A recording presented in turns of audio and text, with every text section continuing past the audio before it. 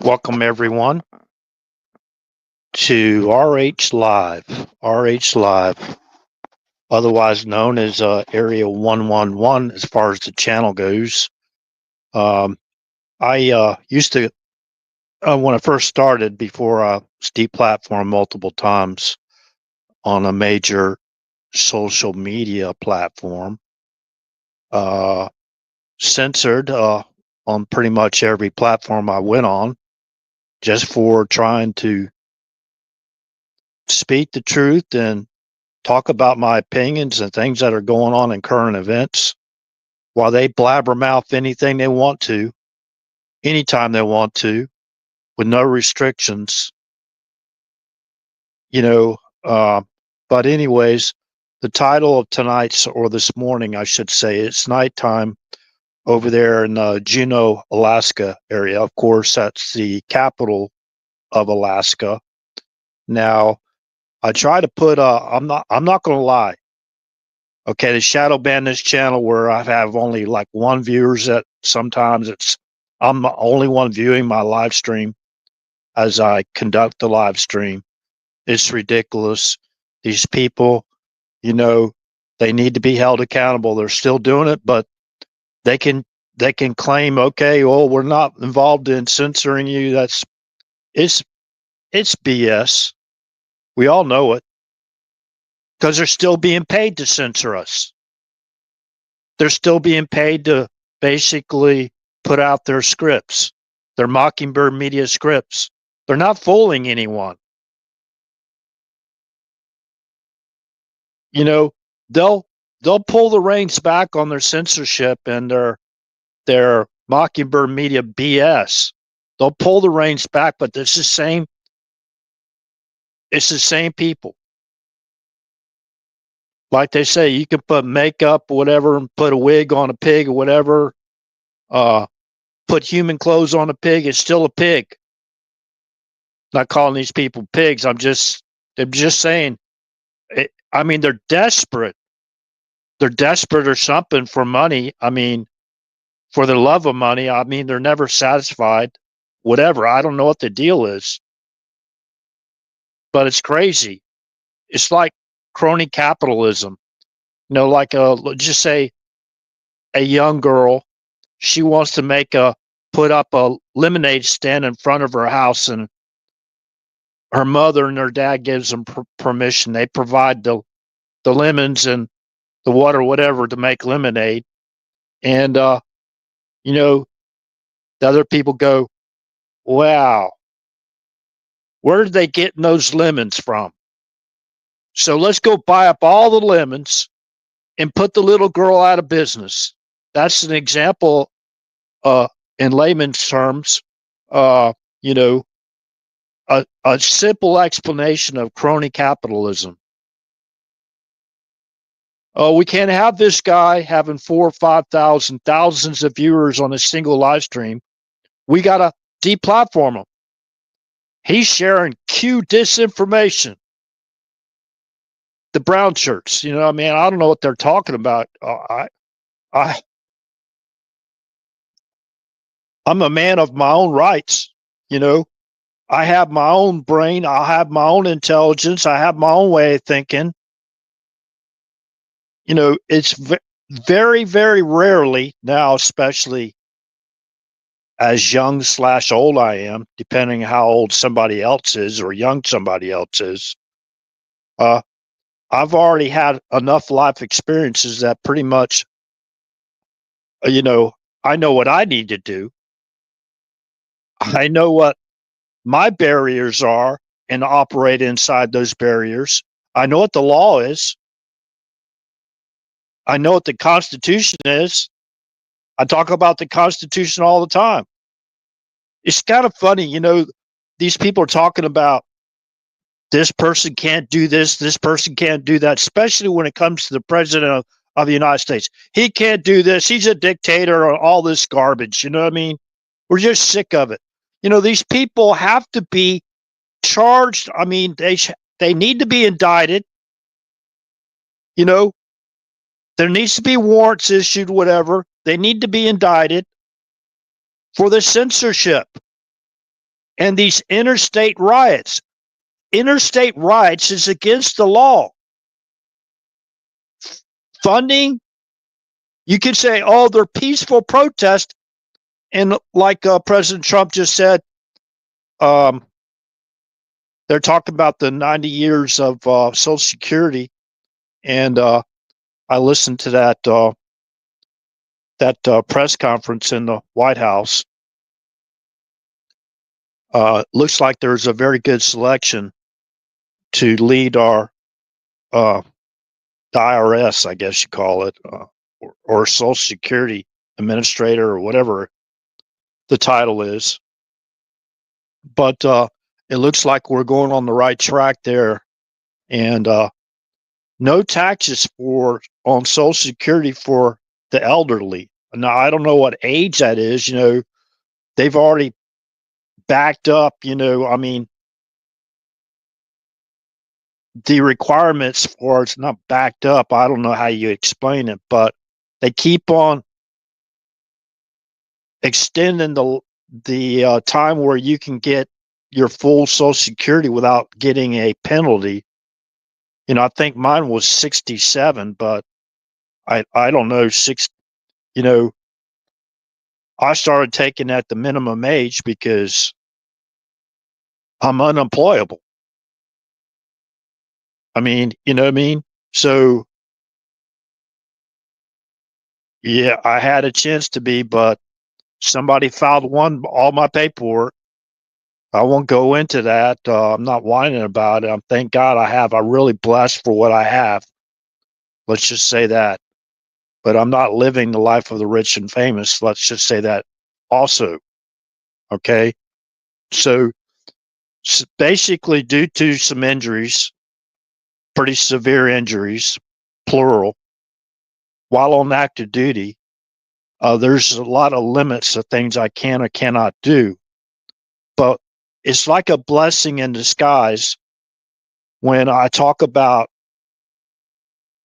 I was approached by these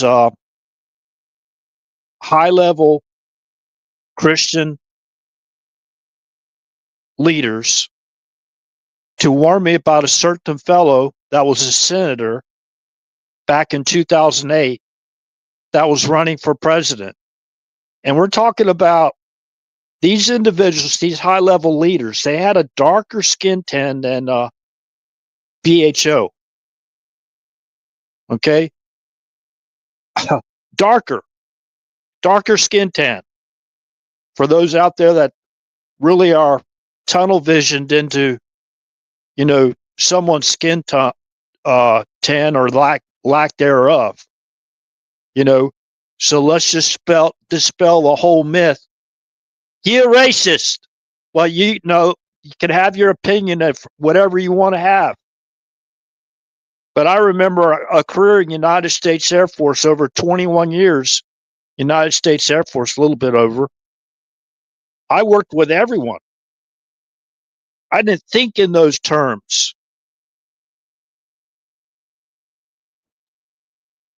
We had a job to do. We had a mission.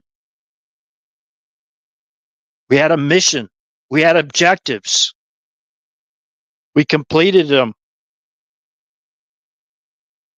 So welcome everybody again to the RH live stream, otherwise known as Area Space 111 here on YouTube, and Area 111 without the space. I'm gonna have to change up that name. I don't.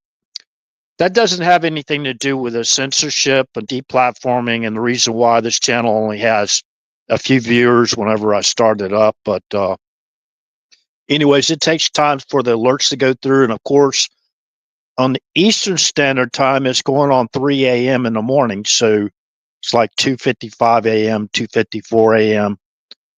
Eastern Standard Time. So I know a lot of people are already in bed, and but appreciate you being with RH early this morning. RH's hours are all jacked up again. So, but anyways, there's some very, very troubling Whenever I'm drawn, let's just say this, if I'm drawn,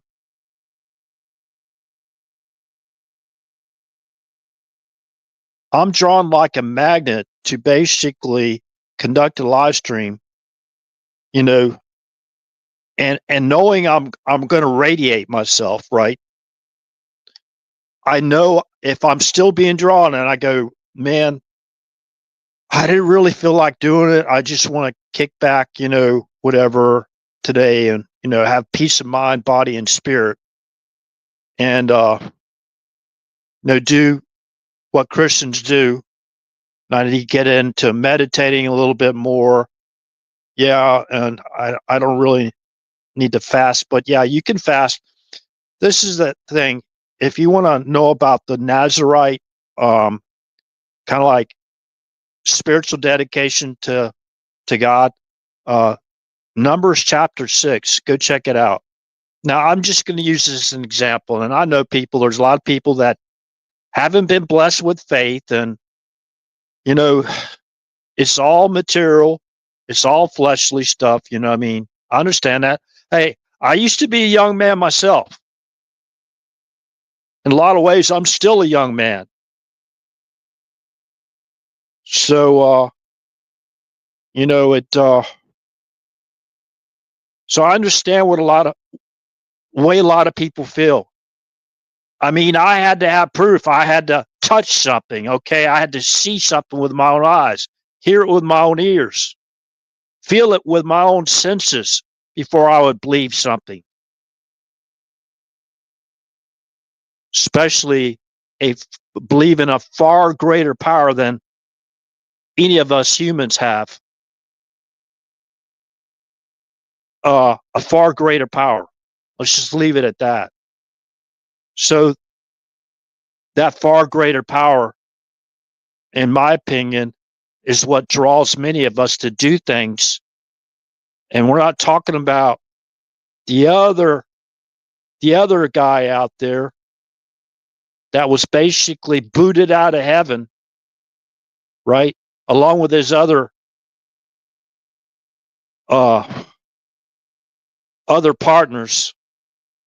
And anyways, yeah, what am I talking about? The Alaskan emergency flooding. Yeah, there was a big flood. I'm going to talk about this tonight or this morning, depending where you're at. Um, and yeah, there was a huge flood that basically occurred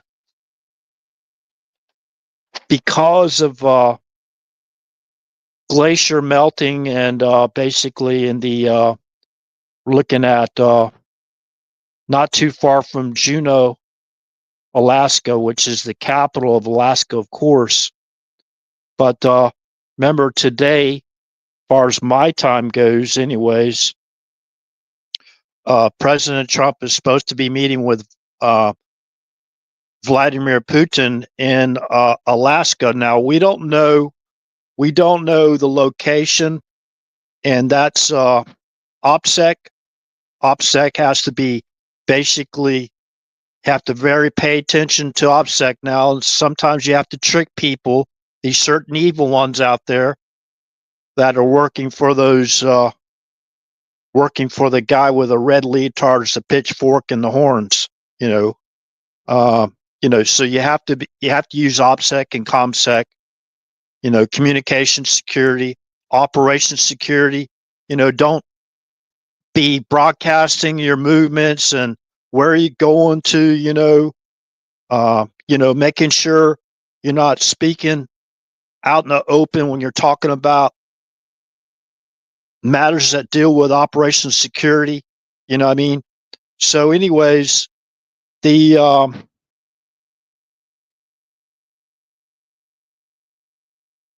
the capital of Juneau, Alaska.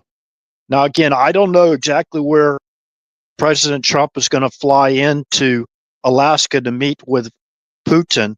Now, I was hoping that okay, there's going to be two meetings. First, as far as I understand, first President Trump and Vladimir Putin will be meeting, and some of the other cold control freaks uh, positioning meeting will be after that. I don't know how much longer, how long after that, but they are petrified because President Trump is going to meet with Vladimir Putin. Okay, in case people don't know, there's a war over there still going on, a needless war, and I like to. It would be basically really bad if I didn't mention this. Who started that war over there? It's the same control freaks that are trying to control President Trump's meeting with Vladimir Putin, the Russia people, right? Because they've been involved in very, very shady activity with Russia right after that Russian reset, remember? And the Uranium One deal, okay, go read Peter Schweizer's book, okay? We're going to get back to the flood dangers and what I believe, far as you know, that I was drawn to talk about tonight or this morning, wherever you're at, wherever you are. I know where I'm at. But anyways, I know where I'm at. I'm about to heat up my cup of coffee, so keep me going here. Even though it's decaf, I have to limit my caffeine. So try to get my proper sleep habits back in order again. So, anyways, there's going to be a lot of information, good information that I think is very important that people should hear, and hopefully everyone can learn something from it. It's always a learning process, and the older you get, more things you learn. At least for most of us. I hope to learn something new every day. But yeah, I just found out about the flood. I wasn't really um, too interested about Alaska right now, but a lot of great history there. A lot of great history, and I could have been stationed, I think, at Elmendorf. There was a couple other bases I could have been stationed at. Um, but I decided not to go for the short tour to Alaska. Coming from Florida, when I first entered the Air Force, I was living in Florida, and I joined at the MEP station, I guess, your military entrance processing uh, in Tampa, Florida. But anyways, that's where I entered in. Florida boy going all the way to Alaska. And I'll admit it. I was a boy. I was only 17 years old when I joined the Air Force. So with my parents' signature, I had the option of going to college or joining the Air Force. And like I say, have a young man just getting out of high school for the, which would be summer break if I wasn't graduating, but it would be my summer break if I decided to go to college before going to college. So anyways, last thing I really wanted to do would be going to Alaska after my first tour in McChord Joint Base Lewis McChord. That's up there in Tacoma, Washington. That's where I was stationed first. But anyways, the picture that I'm showing there, I believe that's Mount Rainier on the avatar photograph. So I worked for NORAD. That was my first duty station, Aerospace Control and Warning Systems Operator. And what's really not cool for the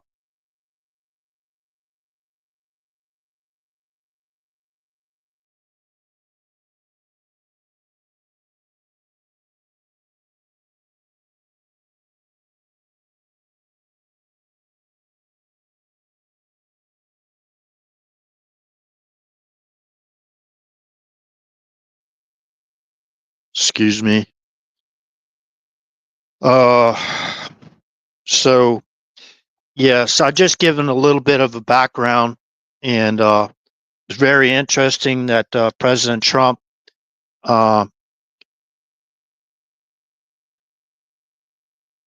is meeting President Putin in Alaska for the summit. I call it a summit because they're both two leaders of the United States, our leader, the United States of America, and the leader of Russia, President Putin. So hopefully they'll get. Let me finish up the thought back there. Back there a few minutes ago when I started to go into now who started that war to begin with. That wasn't President Trump that started the war. Who brokered the deal to basically activate a coup to overthrow the president of Ukraine, Yanukovych, back in 2014. 2014. Who brokered the coup? That would be Barack Obama. Barack Obama went out there and told the whole world, basically, I think it was February 1st of 2015, that he brokered it. He said, we brokered a coup. Means the United States. The people he worked in the United States brokered a coup to overthrow the president of Ukraine. It's like another one of those color revolutions, right? It's already proven. It started the civil war there. Kiev, the capital, the leaders of Ukraine, with a lot of persuasion, they began shelling what they call Russian separatists. Those were like, okay, so what do you think how would we feel if Washington, D.C., the leaders in Washington, D.C., decided to shell the Mexican separatists down in Texas on the border there between the United States and Mexico? How would we feel if they were shelling our own people? Think about that. How would we feel, for example, if another country basically overthrew our president and put in another president, right? Overthrowing in many different ways, or permanently silence our president, or silence him, or put him in a box where he can't even uphold his constitutional oath of office and carry out his duties like ensure against invasion. United States shall guarantee a Republican form of government and shall ensure against invasion and against domestic violence. So you overthrow him, right? Because he's upholding his constitutional duties of office. That's why he has to actually put the military on the ground in these cities, because it's out of control. They lie about the crime numbers to basically, like they lie about everything. It's the Mockingbird media. Remember, everything is negative towards Trump, while they worship that guy they call Barack Hussein Obama. Oh, that's improper too. Don't use his middle name, right? Well, let's start using President Trump's middle name too. Donald John Trump. Okay, so how would y'all like to hear that? Donald John Trump. I'm not lecturing people here listening to the live stream, by the way. But yeah, they overthrew the president in Ukraine, started the war in Ukraine. They went out there and bragged about it to the whole world, and bragging about how Yanukovych had to basically flee for his life to Russia, or they'd Gaddafi'd him. Use your imagination what I mean by that. This is what actually happened. This is history, true history. Fact check me, please. I want you to. Anyone here, I'm sure this community, people that follow this channel, they've heard this many times, and it's very important to talk about. Okay, what they do to the other color revolution was held in where? Egypt, right? Where they overthrew Hosni Mubarak. Remember that? By the way, there's one major point about the reason why they overthrew Yanukovych to begin with.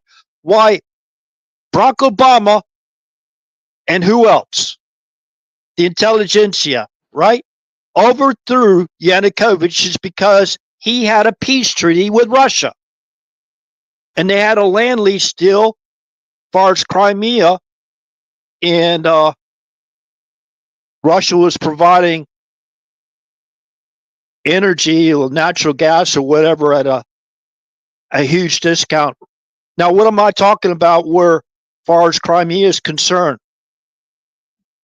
The reason why they were leasing Crimea is because the Ukrainians helped build the naval facilities when they were actually an integral part of the Black Sea Fleet, the Russian Black Sea and Ukrainian fleet.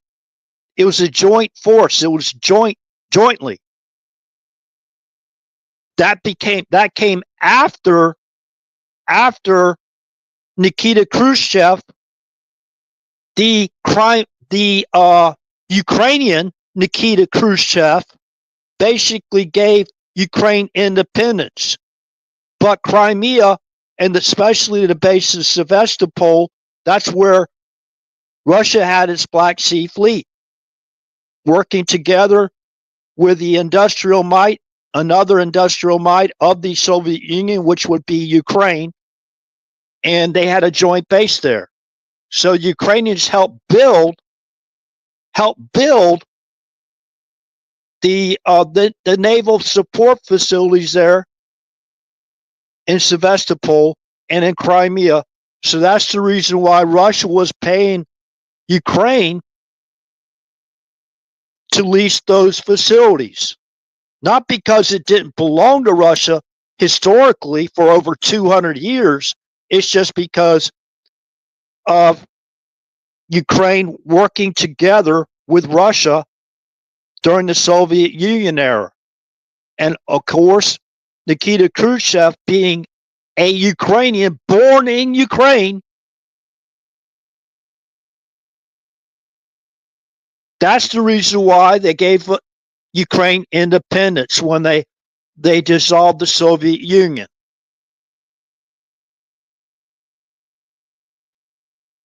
Nobody really cares about this, but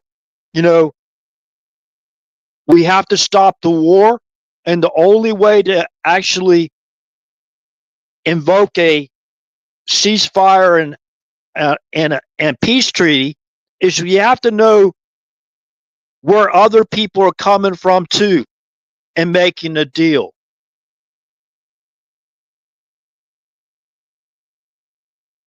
Now, I like to mention something for these Europeans out there that are like serious control freaks, and they're the uber intelligentsia, right? The uber alles intelligentsia out there.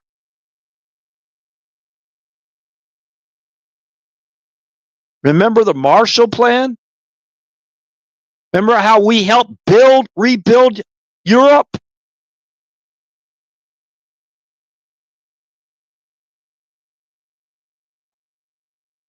And by the way,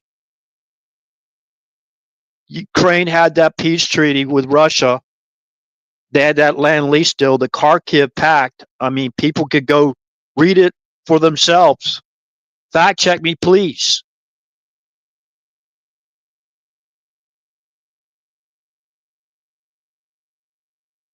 So it's crazy the amount of deaths and national treasures that Ukraine and Russia has both spent for this war, and the United States have.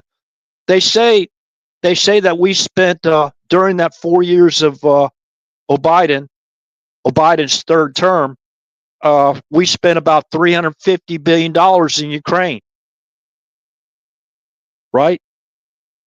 And remember, we were being ripped off as far as national defense concerns, as far as NATO is concerned. So we're being ripped off. Of course, I don't want to really get into much of that, but people have to stick around to get this message, and hopefully now let me go ahead and finish this thought before I go on to something different. So we already know, because Barack Hussein Obama went out there like February 1st of 2015. He couldn't help himself. That's what narcissists do. They can't help themselves. They have to brag about themselves. How great a strategizer Barack Hussein Obama was. Probably still had boots on the ground covertly because of the Russian separatists in eastern Ukraine, right? We probably still had covert boots on the ground. The guy just couldn't help himself. Remember, we talked about OPSEC and COMSEC and all that stuff? He just goes out there and says, well, we brokered a deal to overthrow the president of Ukraine, and we started the war over there. Remember, they blamed the Russian separatists for shooting down, what was it, Malaysia Flight 17? They automatically went to the separatists, right? Russia. They almost started a war right there before there was any investigation. Russia, right? Well, they might have had something to do with it. I don't know. I wasn't there. I didn't see it with my own eyes. Remember, back in my young man days, I had to see everything with my own eyes, hear it with my own ears, or touch it, or feel it, or sense it myself before I believe it. Maybe that's a good thing.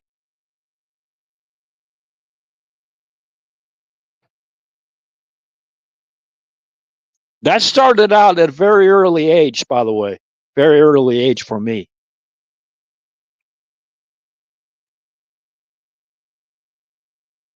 So I knew what was wrong and what wasn't at a pretty young age. But anyways, so that was the color revolution. So we just lost a listener. I'm trying to. Now, this isn't, if you're waiting for something, everything that's tied to that live stream title that I put up there. Okay, what's the title again? Hold on a second. Gotta refresh my screen here.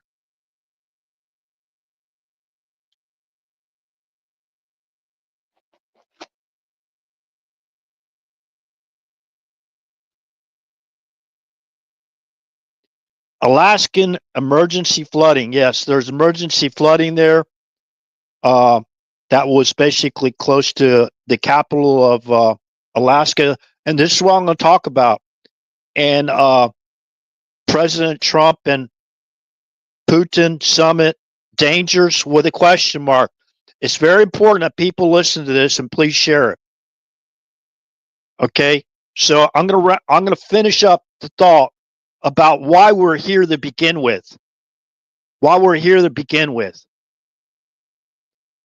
Hussein Obama and the Uber intelligentsia, they all gathered together, right, and strategized the overthrow of the president of Ukraine in 2014. Along with that, Barack Obama, through the National Defense Authorization Act, they altered the Smith-Mundt Act and legalized the use of propaganda in our country. That all kind of like, so you can't have a guy like me that's just, we'll censor him, deplatform him, tell him it's for some BS, whatever. You don't have to tell him anything at all. Just deplatform him. Destroy his entire livelihood, or her, right? It doesn't matter. Who are they? We're the uber intelligentsia. We tell you the way it is. We're going to give you our version of the truth, whether you like it or not, whether you accept it or not. We're going to flood the zone with our truth. Basically, our lies. It goes back to ACORN, Organizing for Action, and National Democratic Redistricting Committee. Look them up. ACORN after ACORN. They got basically, there was undercover investigative journalists basically went in and they got those people where they just couldn't help themselves and start bragging about how they were rigging things. Remember? They got caught.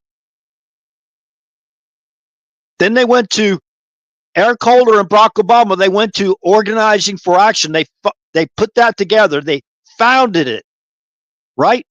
What do you think that is? Organizing for Action.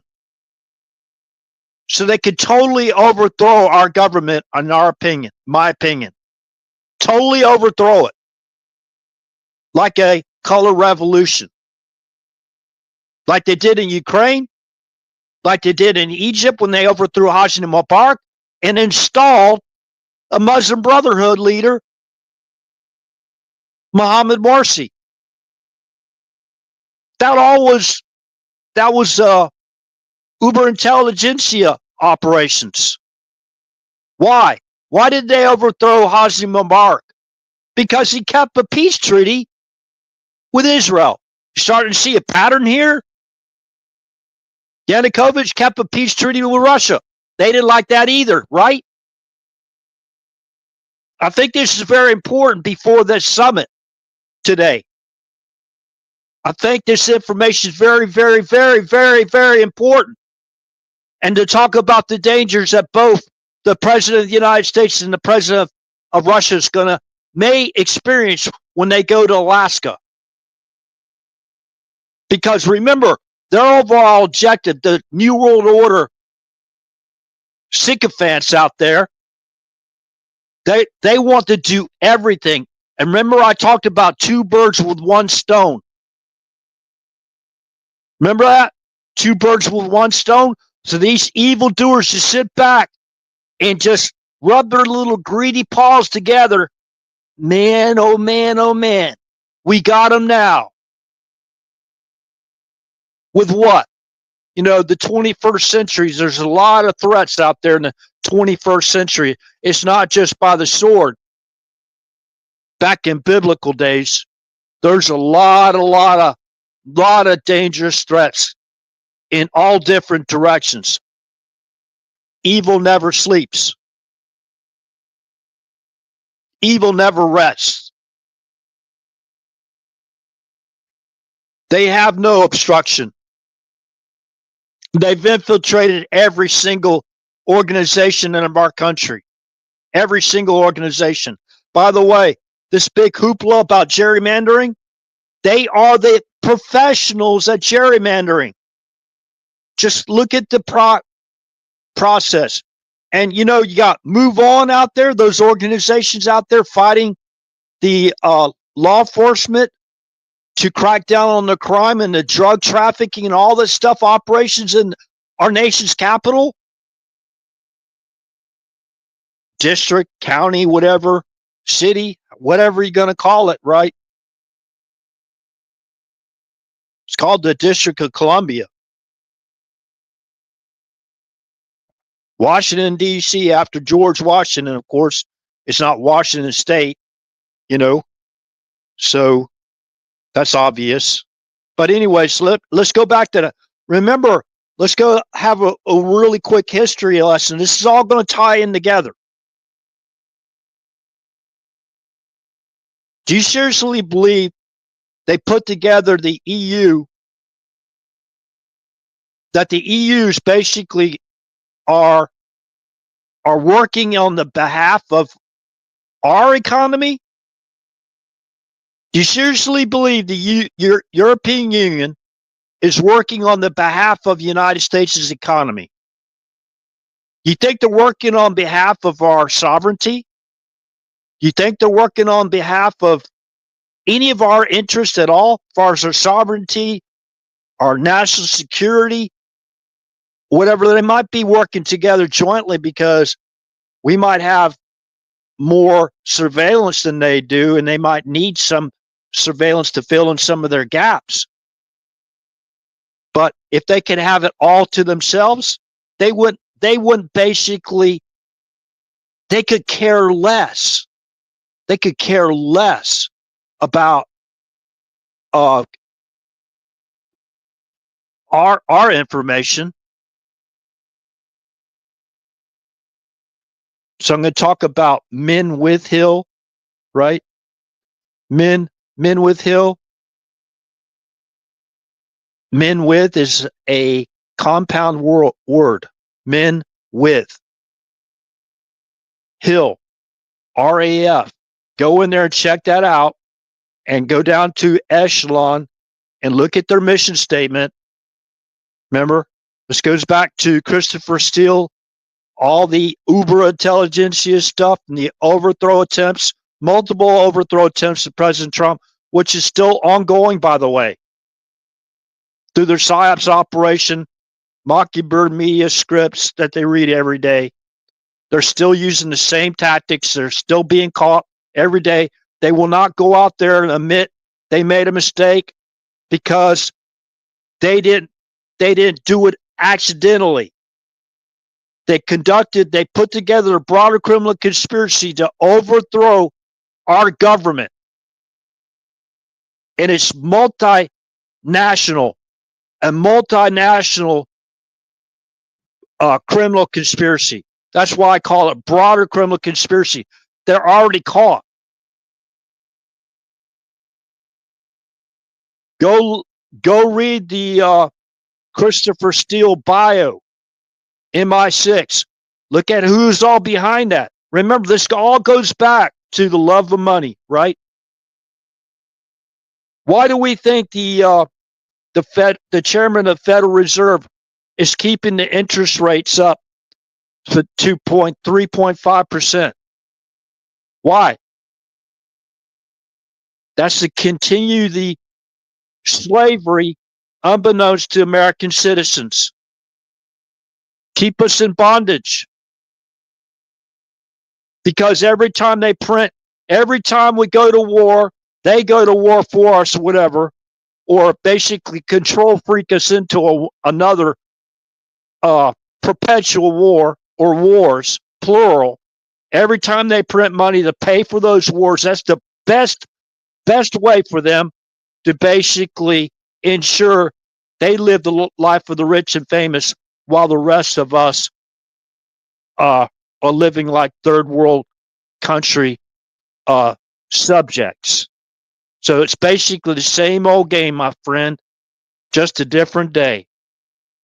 So anyways, yeah, where do you think where that money's going? That 3.5% of over $36 trillion every time they print money. Where do you think all those interest payments are going to? Well, let's see. It's paying the pension plans. We're still in the Marshall Plan, right? We're still paying their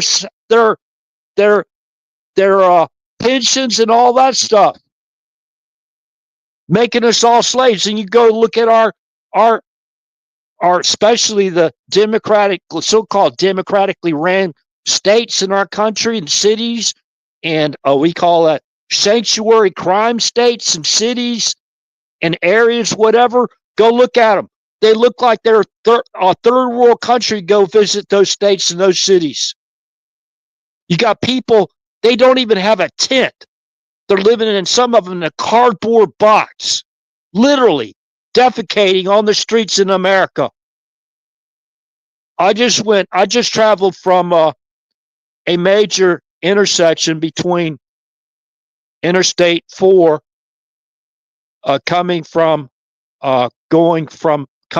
east to west and turning into I-75, exiting to I-75 and going north towards Ocala. and I hit a damn crater in my truck. I mean, a pothole. I'm exaggerating. Of course, it's not a crater, but I mean, dang, if I had a little sport car, man, I probably tore my front spoiler off and everything. Tampa's a far left city, right? Pretty much. You got Hillsborough County, that's far left. You got the activists there too. We got a lot of problems with the far left knuckleheads in our state as well. But anyways, that went up to 5 and it shrunk back down to 3, right? So they go like, who's this guy? Okay, so whatever, who's this guy? Whatever, fine. People, I'm not talking to people that regularly listen to this channel. I'm not talking about y'all at all. Our people in our community, you know what I'm talking about. But again, this is not, I didn't put out clickbait tonight or this morning to waste anybody's time. We're going to talk about the Alaskan emergency flooding. I put emergency because this is emergency. I was drawn to do this live stream. I started at 11 o'clock to put this information together. So I think y'all find it very, very interesting. But going back again, remember the color revolutions that happened in Egypt, especially Egypt and Ukraine, they ran the same operation, joint. We brokered a deal. We brokered a deal.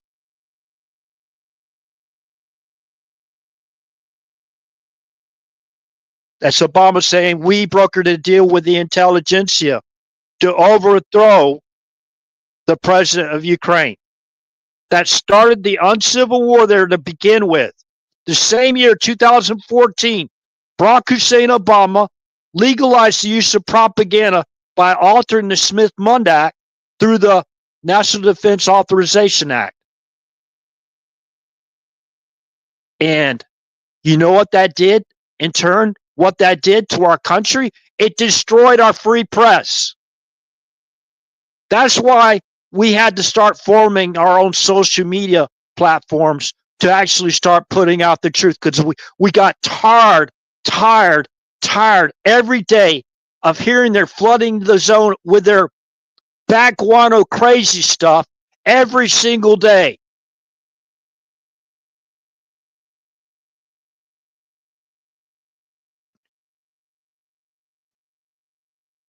I'm going to have to. So anyways, let me go back to the problems in Gaza and all that stuff, right? They want to develop another kingdom, but it's not going to be the kingdom of Israel, or the kingdom or joint kingdom of Israel and Judah. It's not going to be that joint kingdom. It's going to be another kingdom. They got their eyes set, and that's why they come up with all these fictitious names like Palestine. When it's the Philistine, it's Philistines. Philistine. That's the true history. Remember? The true history.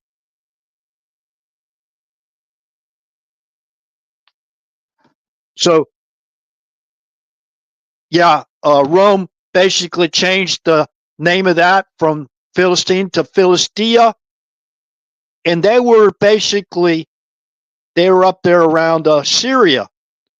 So, make up your mind. Are you Syrians, or are you Philistines or Philistines or whatever? Make up your mind what you are. But we know the history there. We got the maps from antiquity. There was never ever a kingdom of Palestine. That's why they go out there. See, they falsely accuse us of things that they do. That's why they come out there with a no kings protest. No kings. And then they'll shout, from the river to the sea, the river to the sea. We're going to make our new kingdom. You know what? After they overthrew Hosni Mubarak, They wanted a far more left leaning Muslim Brotherhood leader to actually take over, who they can.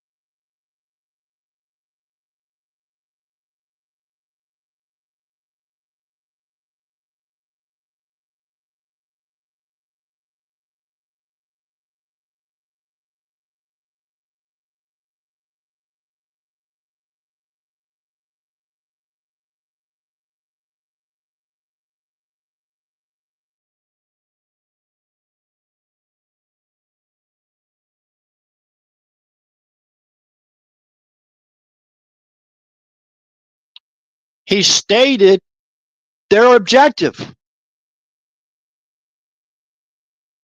Their objective was, when they got Mohammed Morsi in office, he was going to basically lead a ground invasion into Israel, and they were going to form the United States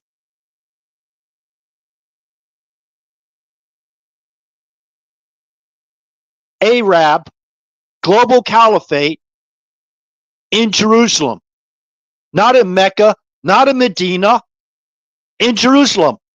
That sounds like a two-party solution to you? Does that sound like a two-party solution to anyone out there? Not Mecca, not Medina. They were going to make Jerusalem, after Morsi led them in the attack on Israel, they were going to make Jerusalem the United States Arab global caliphate. Where do you think they got the term United States from? Well, I wonder. So Morsi's in at the Clinton Global Initiative as a guest speaker. They started deleting all those videos out there on YouTube of Morsi's speech, and they had the venture capitalists there for the post-Israeli world because they were going to wipe them off the map.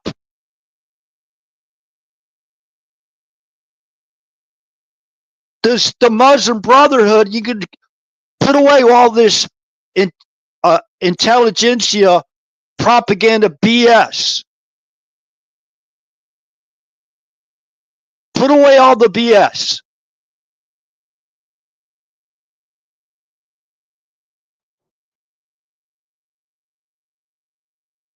They were going to develop their own kingdom there.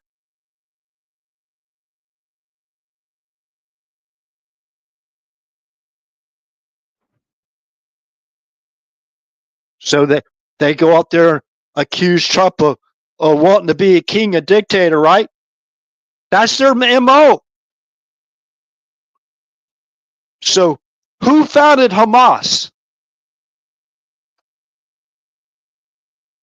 Hamas was founded by the Muslim Brotherhood. They'll lie about that too. That's what I'll tell you. They'll go out there and put their propaganda on that too. I got the video clip of that Egyptian cleric with Mohammed Morsi sitting there behind him, right up on the stage. He didn't have a problem with that Egyptian cleric was saying. He didn't have a problem with all those Hamas individuals out there waving their flags and all that stuff because they worked together. That's why he was installed in that position. That's why they overthrew Hosni Mubarak. See, people can't put, some people, I'm not talking about everybody, they have so much hatred for Israel. They'll destroy the whole, they'll wipe it off the map if they could. Even do stuff covertly with some stuff you might say is radioactive. Well, Israel's got them. So you want to be the equalizer, BHO, right? So you sent uranium to Russia, right? To go where? To go to Iran. So they can develop a nuclear weapons program. Iran already has the delivery method, delivery systems. All they need is the warheads. How many people even know that? They have intermediate range ballistic missiles that can strike Israel.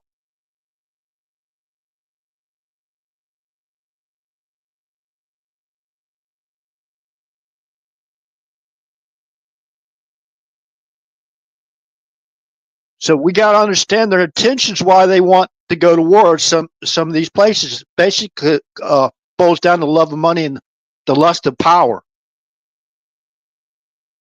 unchecked power, I should say.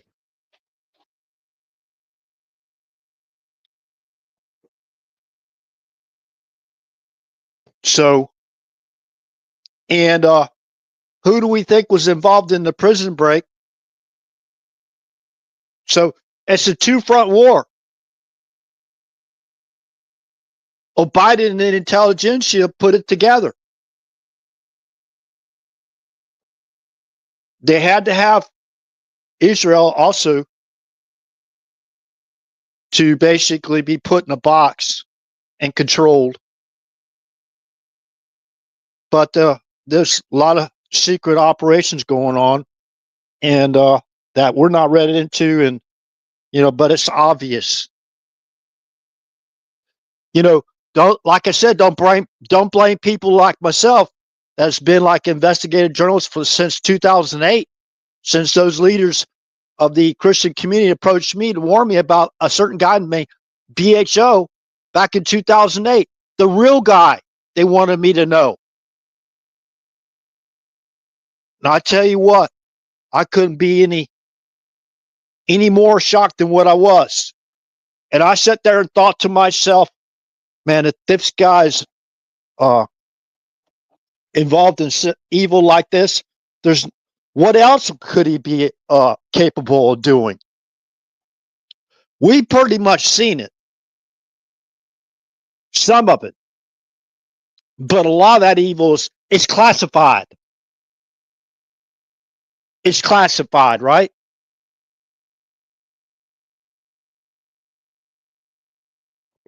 Let's go back to September 11, 2001. Y'all, you can go out there to this day. They can hide it all they want to, but it's in the archives. Go listen to their grievances, their communist grievances. Bill Ayers put out a memoir of sorts. No regrets for the love of explosives. He planned it to be released on September 11, 2001. No regrets for the love of explosives. Bill Ayers was a mentor of Barack Obama.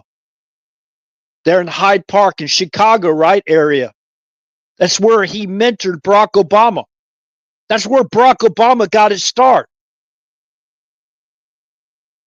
Remember, Bill Clinton traveled to Russia. What do you call that? He basically traveled and had a vacation. In his college years, he was a war protester too.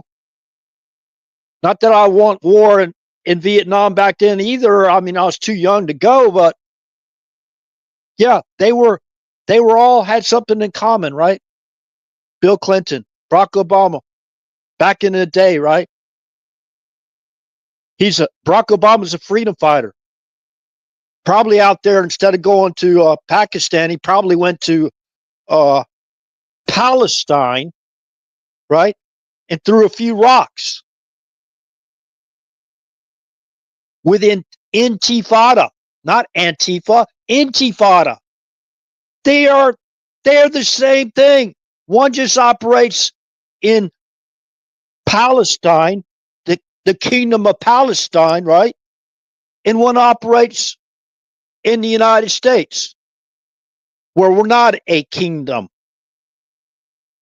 until our King of all kings returns.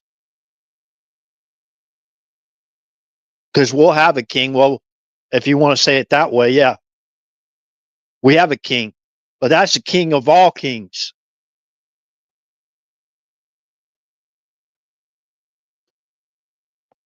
So think about that evil.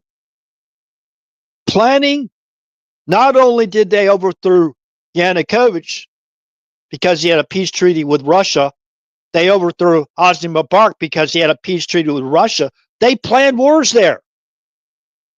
They costed trillions of dollars, American dollars, for their own personal interests and their own lust for power, for the New World Order. By the way, when Mohammed Morsi was elected president, they invited him to the Clinton Global Initiative to be a guest speaker. Guess what he called for? He called for a New World Order. You know, that would be the post-Israeli New World Order that they're calling for.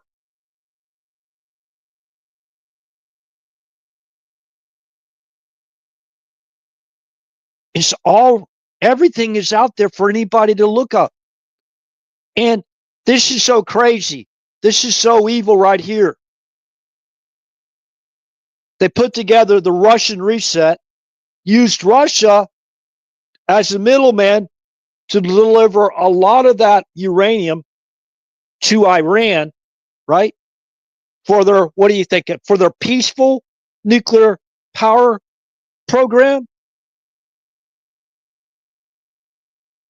Okay, let's go back to that manifesto. You know what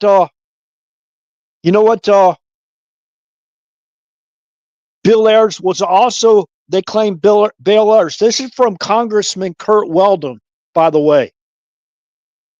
Information I got from Congressman Kurt Weldon. You can look him up. He claimed that they had information that Bill Ayers received explosive demolition training from Russia in Cuba. Remember, Bill Ayers, anti-war protester.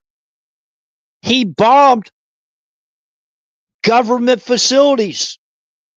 Do you think when he's talking about expressing his communist grievances to the United States, why do you think they targeted the trade towers? Because that was a representation of capitalism, was a communism or our free market system. I should better clarify that, right? What we support. Remember, we talked about crony capitalism, like a little girl got permission from her mom and dad to run a lemonade stand, and she got these lemons, right? Her parents helped her get the lemons to sell lemonade on their front yard, right by the road, to passerbyers that want a cold refreshment drink, you know. So in crony capitalism, somebody will say, where they get all those lemons from? And go buy up all the lemons everywhere, so put the little girl out of business. That's what they did to all of us back in 2020, 2021, and 2022, right? They put all the little small mom and pop, especially the ones that are God respecting, God fearing little companies. They put churches out of business too, right? They emptied out the pews. You couldn't gather there, but you could go get drunk and get in a brawl, and you could go riot on the streets of America for a lie.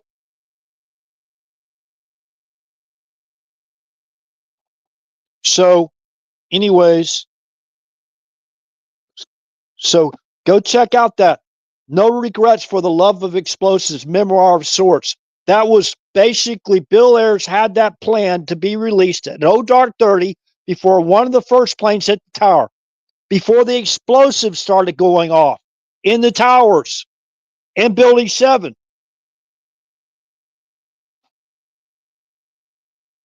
Sounded like big explosions going off, right? Use your imagination on that. So the grievances, they targeted again the trade towers. Remember the bombing before? What was that in 90? I can't remember what date it was, but it was in the 90s when they first tried to take down the trade tower, because that was the target. Target was free market economy or capitalism, to take down the United States of America, to take our economy down.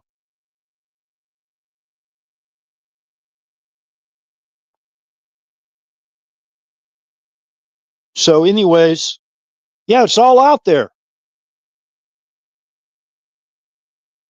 They even kill people in their bombing campaigns.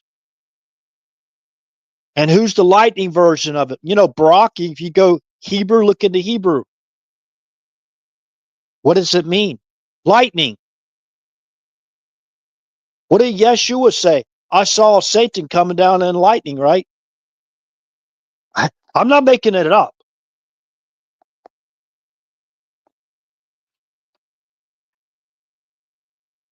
It's one evil dude.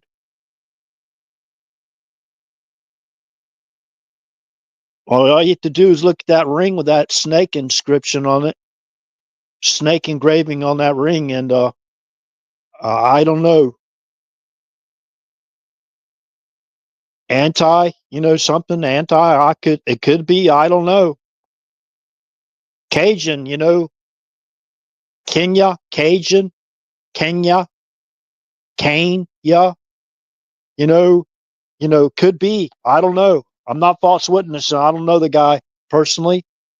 Uh, Seemed like he could be a very friendly guy, especially if you're a guy. But I don't know. I mean, according to Larry Sinclair and some other people, like one of his female friends, when he talked about uh, dreaming about certain things with other individuals that were men or are men, I guess. So, anyways, his trip after he got out of office and on January 20th, 2017, he he beelined to what was it, Marlon Brando Resort, you know, very happy resort there in Marlon Brando, and there in international waters. I guess he had a huge yacht, so he can hop on his jet ski in case got informed of 5-0 coming. He hopped on his little jet ski and haul butt to that yacht in international waters. They're gonna basically provide that guy safe harbor. You think he was there just writing a book? Do you think Barack Obama? What is this actually? Whatever work did he do? What actual work did Barack Obama? He worked at Baskin Robbins, I heard, for a couple days, right? He worked at Baskin Robbins, and what else? What else did Barack Obama do? I don't know. It I kind of get sick of talking about that guy because you know, listen, they've already illegally, unconstitutionally, criminally raided President Trump's home in Mar-a-Lago, along with and went through Melania Trump stuff, Barron Trump stuff, President Trump stuff, all based on a lie or to find damning information on themselves so they could destroy it. That's the way they operate. They falsely accuse Trump of everything they've done, basically compensating presidential records goes all the way back to Barack Obama. That's his MO. And his intelligentsia, that's their MO. You got something we don't want anybody else to see? We're going to come get it from you. So, remember the Mother Jones article? The very first day, January 21st of 2009, that was already planned. Barack Obama and intelligentsia.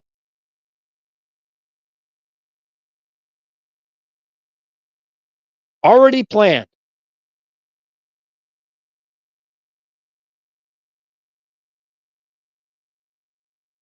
Obama to Bush. I can release your records. Don't like it? Sue. So even in that threat, right, to George W. Bush there at Cindy Crawford Ranch in Dallas, Texas. I mean Crawford Ranch in Dallas, Texas. That's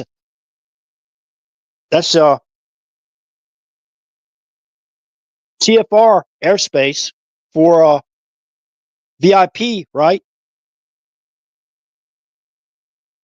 Crawford, like Cindy Crawford cross-dressing as George W.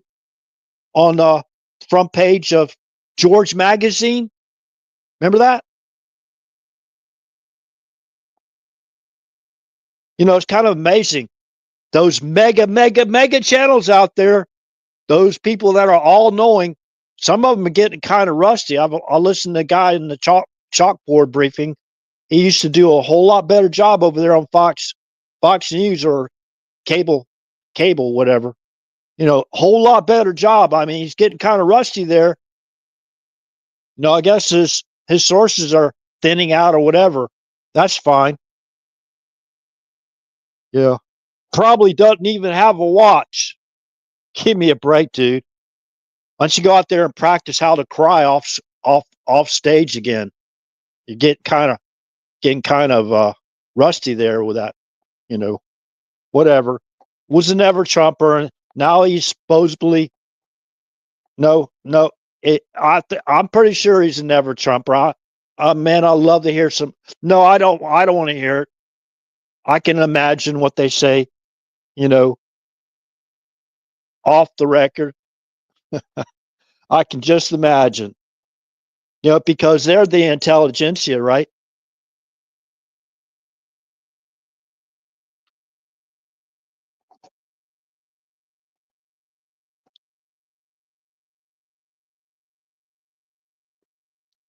So think about this.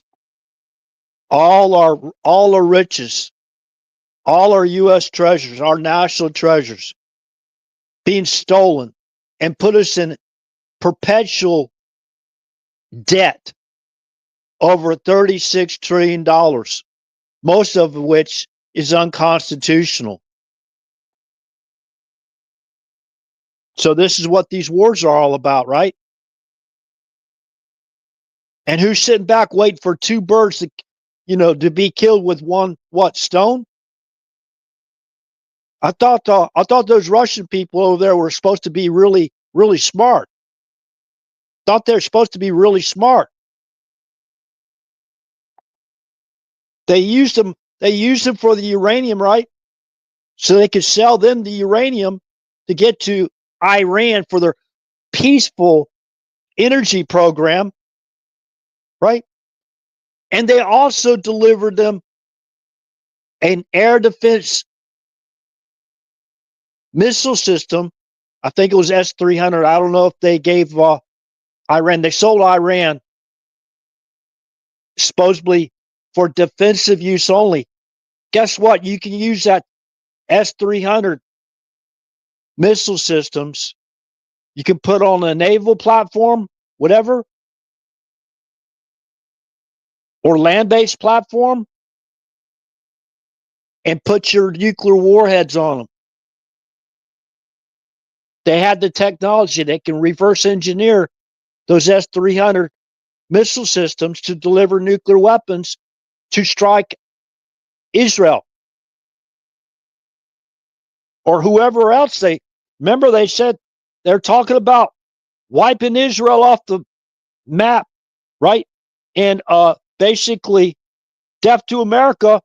And Omni Benajad, when he was president of, I think, president, I don't know what they call it, prime minister, whatever, of Iran, he talked about turning America into a blazing inferno. Use your imagination how Iran is going to turn America into a blazing inferno, right?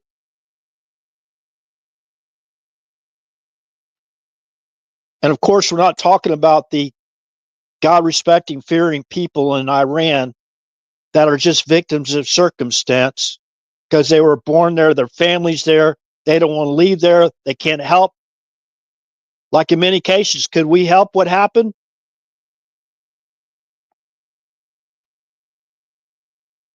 When they perpetrated BHO into office, he was an intelligence construct.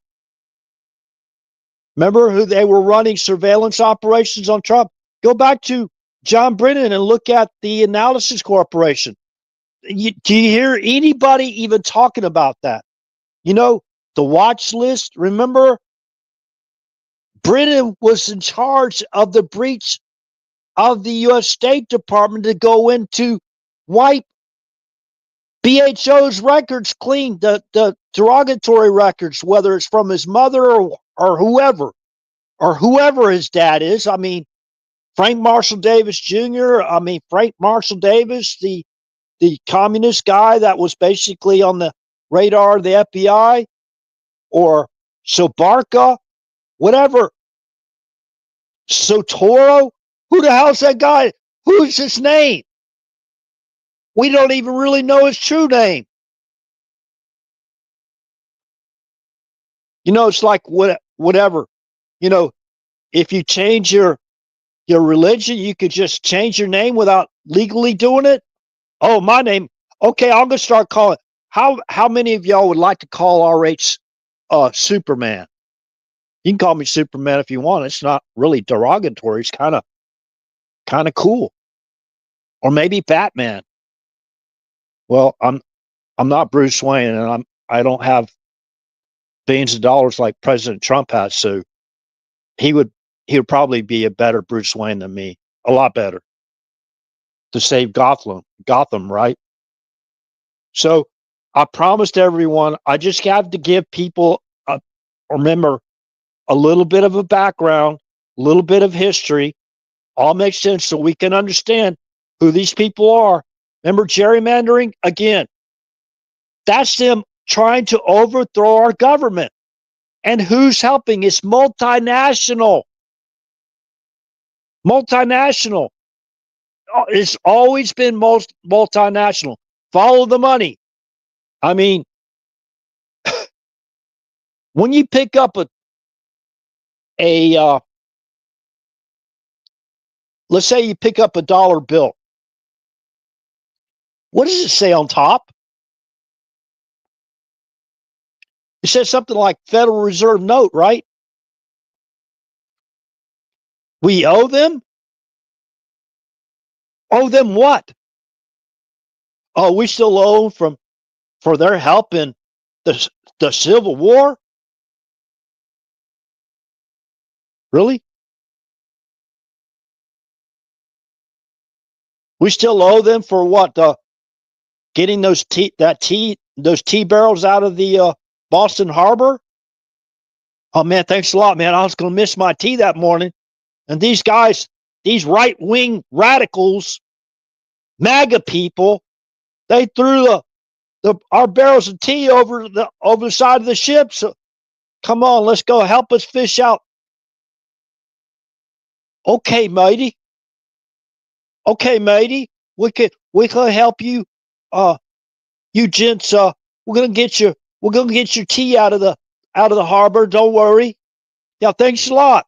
So we still owe you for that too?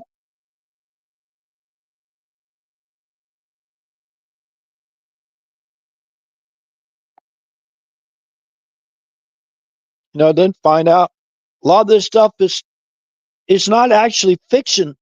A lot of this stuff is actually true. They even have a Dracula's castle. What do you have? What do you have in Dracula's castle? You have what? You have vampires, right? Vampires come to mind to me. All those vampires out there, right? They want blood. They want blood. They got like that blood dripping out of, you can see it on their lips, right? They want more blood. There's actually Transylvania or something like that, or Romania, whatever. There's actually Dracula's castle. Thought all goes back to Vlad the Impaler and Impeller, propeller, Impeller, Vlad the Impaler. That's the same bloodline. The King of Palestine. Well, maybe, I don't know. I mean, I'm not. Hey, I got roots there, man. I'm descended from those trees over there, in part.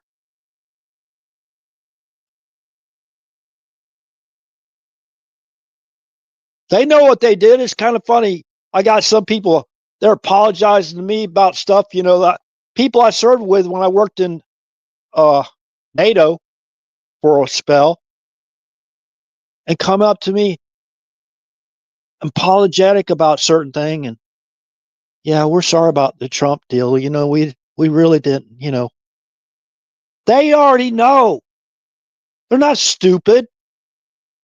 Got some of our best allies over there, and then you got people that are totally hostile to MAGA because it's all about themselves. I mean, the bloodlust. I mean, the thirst for money, and it's like, they can't stop the damn war. They're serious. They're still serious control freaks. Goes all the way back to the 1700s.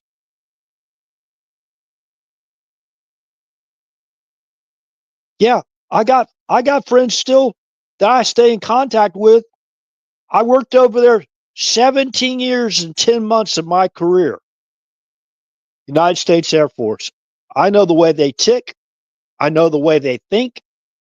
And I know how they are disrespectful to a lot of Americans, including myself at times. Talking about, I had a helmet, and I had a strap around the helmet that had US on it, right? That was a really funny joke. Oh, that means unserviceable. US unserviceable. That was a knee slapper there. I really enjoyed that. They got the intelligentsia over there too. All tied together, ripping us off in every which way but loose, right? They actually, now, I'm not talking about the law-abiding, honest, great people over there in Europe, wherever they're at. There's bad apples everywhere.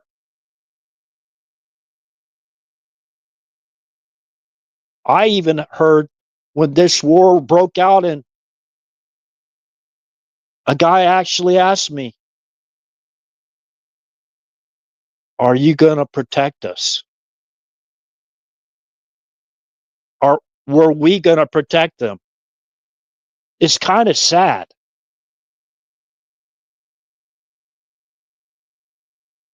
They nearly destroyed their culture over there too, as well, with their invasions. I love back in the day, if you were ever stationed over in Europe. I mean, all these countries, you could go to like 5 or 6 countries. You could drive through like 5 or 6 countries in one day. You could go, I guess, start up, and I'd have to basically figure out a route, but probably France. You go to France, the southeastern tip of France, to go through um, Switzerland. Then you go through Austria, and let's see, Italy, and I don't know. You could basically go to another country, but of course you can go through Germany. So you can go through Germany, France, Switzerland, Austria, and Italy all in one day. So there's one other country you can go. Austria. Okay, so you can go through uh, Germany, France, Switzerland. I think what would be next? Austria and Italy. I think there's one more country, and then I have to look at the global map, whatever. But anyways, yeah, you can't do that in the United States. I guess you can hop on the boat and go to Bahamas. Guess that's its own country. You could, if you can, go to Cuba without whatever. You could probably go to 3 countries, maybe Bahamas, but I don't know if you're on a boat. But if you fly, you could probably go to all the. You can't just drive it, you know, obviously. So you could go to. Let's see. You couldn't even go to Mexico, go through the United States, and get up to Canada uh, in one day. So I think it would take way too long. Mexico, maybe. I don't think so. Not if you drove straight through. I don't know if you can make it through Mexico, the northern most part of Mexico. Can go through United States and maybe get up to Canada. 24 hour. You have to drive. If you could do that, you'd have to drive definitely like 24 hours. So, if not more. So, anyways, let's go back to probably what people are waiting to hear. So, Alaska emergency flooding, and now remember, this live stream title: President Trump and Putin summit dangers with a question mark.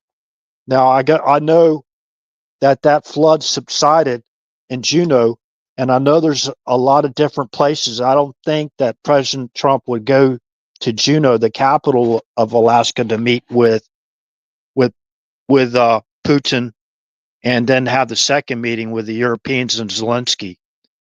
I'm gonna say this one thing right now: if they put Ukraine in NATO, I would pressure our government to remove ourselves from NATO, because I mean this is getting ridiculous. Okay, we promised them over there, whether we like it or not.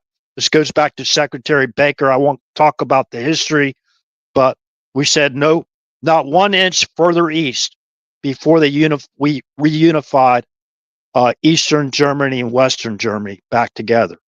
Okay, so anyways, I was there actually. I went through Checkpoint Charlie and on U.S. flag orders to check out their shopping centers there.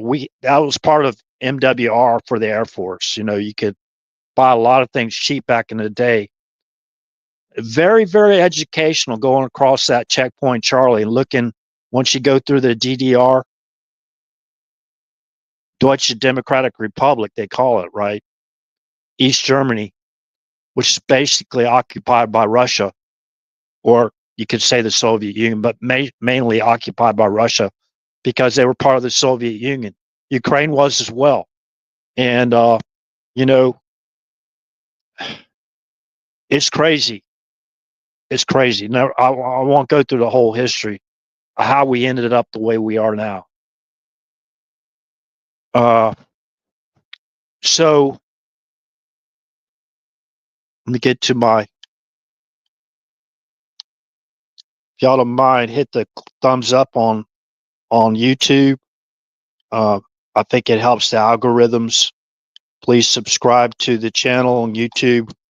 And again, let's get into the main topics of tonight's or this morning's live stream. Okay, glad the 3 other people out there that are besides myself are still here. So moving on over to my source reference pages. Bear with me. Refresh Rumble while I'm at it. We only have one viewer. Subliminal. Welcome. Thanks for the thank. Now remember, for those that lost loved ones in Ukraine, and you have great friends there, whatever, my heart and prayers goes out to you. And I don't want to see anybody killed, especially murdered. People that are just victims of circumstance in this war. They have, whether you're Russian, whatever you are, Ukrainian, or whatever nation you're from. My heart and prayers goes out to you that have lost loved ones in this needless war. Okay, so anyways, now there's a danger, of course, anytime that you travel anywhere, but they just had a huge basically flood that basically they had some temporary barriers that were put in place. Let me see here. Let me bring this article up again. Okay, so you can go check this out. News about Juneau, Alaska. Of course, that's where the meeting location is going to be, in Alaska, between President Trump and Putin. And then later on, there's going to be a meeting with Zelensky. I hope Putin and some Western European country control freaks, they want to be there as well to try to oversee the new world, right? That's the old intelligentsia, you know what I mean? The old guard, right? So they got to make sure everything's done properly, right? So I hope they got some of that Boston tea for them when they go up there and check it out. I understand a lot of those people over there are great people everywhere you go, right? So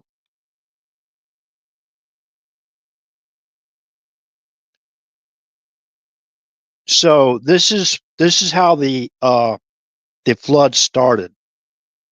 The flood close to Juneau, the capital of Alaska. Basically, Juneau is only like about 25 miles from the Canadian border. Go check that out, by the way. That's kind of interesting. I got a 2014 road atlas. I looked at the Alaska map before I came. I could have been stationed there after I left McCord Air Force Base back in '81, but I didn't volunteer. I had another chance to go there when I was stationed at Tyndall, but I had to re-up. I got out for about 2 years. I went back in and finished up with over 21 years, a little over 21 years. But anyways,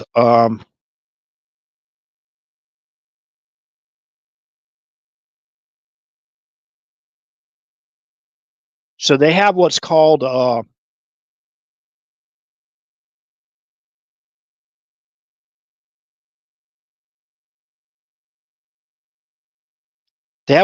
Suicide Glacier. Okay, they're close to Juneau. It's called Suicide Glacier. Okay, when it gets to a certain temperature, or whatever, that glacier melts, right, and all that ice melts in that valley, whatever, and then it goes down through the through the the Suicide Glacier starts to melt, and then the melting occurs in the Suicide. They call it the Suicide Basin. So I guess it's suicide, kind of like Russian roulette, right? If you go there, kind of like using some word association, if you get where I get my drift here, right? So you got melting Suicide Basin there. All that water basically gets backed up at the Minden Hall. That's a compound word, like a men with. Men with is men with hill. Hill's another word. Men with. That's a compound word too, right? You can go check that out. RAF facility. Men with hill. Men with, two words. Mendenhall. That's a great compound word, right? 3 words in one, right? Glacier. So all that water, it comes from the Suicide Glacier, huge glacier, right? And it basically starts melting the Suicide Basin as well. And then it all gets backed up on the Mendenhall Glacier, right? And then it breaks loose, and they call it a glacier outburst flood. So what happens is, it's like you put a cube of ice in a big glass of water, right? You put a cube of ice. Well, if you pour water in the cube of ice, let's just pretend that the Mendenhall is a huge piece of ice, right? And then you start pouring water's coming down through the Suicide Glacier, melting in Suicide Basin. It starts to back up on that big, huge block of ice. And then what does it do? Just like when you pour water in a you pour water in a tall glass with an ice cube on the bottom. If you pour water, what's going to happen to the ice? Well, the ice is going to basically float on the top, right? And what's going to happen? Well, if you got all that flow of water breaking through, right? Once that glacier starts floating and all that water forces its way underneath the glacier, because that's how much power of that flood is, it's actually going to go into the Mendenhall Lake, okay? Into the Mendenhall Lake, right? So it's going to go through the Suicide Glacier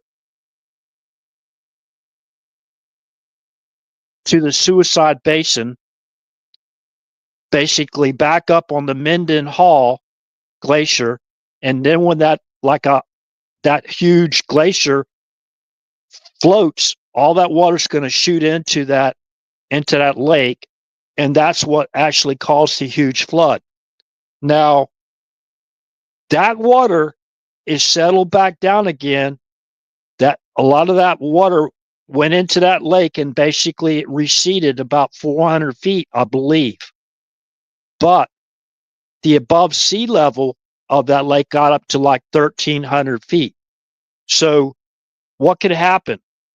With the weapons they have now, they have X-ray weapons, right? They have direct energy weapons. What can they do to that ice?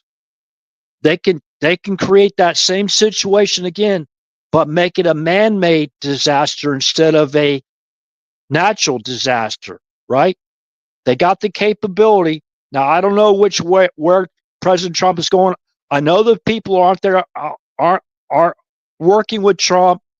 The people in the military, that are basically tasked for his safety, the U.S. Secret Service. Remember, there's bad apples everywhere, and we're talking about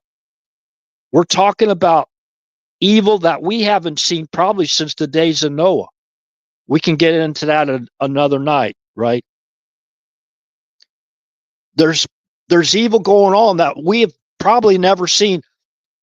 Men and women have never seen since the days of Noah, going that far back.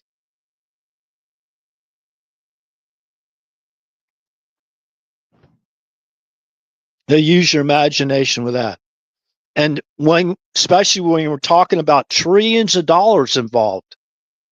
Trillions of dollars involved. You know what I mean? So if you want to see, listen to a good source on that, okay, I'll give you the source reference. You can Google search it for yourself, but that's not going to finish the topics tonight, of the major topics tonight of this live stream. This isn't going to complete it. So, but please write down the source reference so you can fact check me on the Suicide Glacier melts. Okay, this is from ABC9. The title of the YouTube live stream, or video that I watched for this information is the title of it is Glacier Outburst Flood. Okay, Glacier Outburst Flood, and they said that actually Juneau was spared. Juneau, Alaska, the capital of Alaska. So that's a big deal. Now, if you go into all the different bases, I'm going to get into this. Now this is probably something y'all might find interesting as well. Now, remember, they've been conducting surveillance on they're still conducting illegal surveillance on President Trump and President Trump's cabinet members. They're still spying on every single one of Trump's appointees or associates, whether it's outsourced overseas or not, that surveillance, they're still doing it. They're still doing it. And the problem is with these people, they tried multiple times. You think how they set up President Kennedy. I'm just going to talk about one thing. Remember President Kennedy's bodyguard that was basically direct security guy that was right behind him on the limousine on November 22nd of 1963? Remember, he's standing on that little platform on the presidential limousine right behind President Kennedy. We got the video clips of him getting down and looking at Lyndon Johnson's team and raises his hand up in the air, right? Why'd you take me off my post? He's asking why. Why'd you take me off my post? Why are you ordering me to put President Kennedy in the kill box? Well, what did it do to President Trump in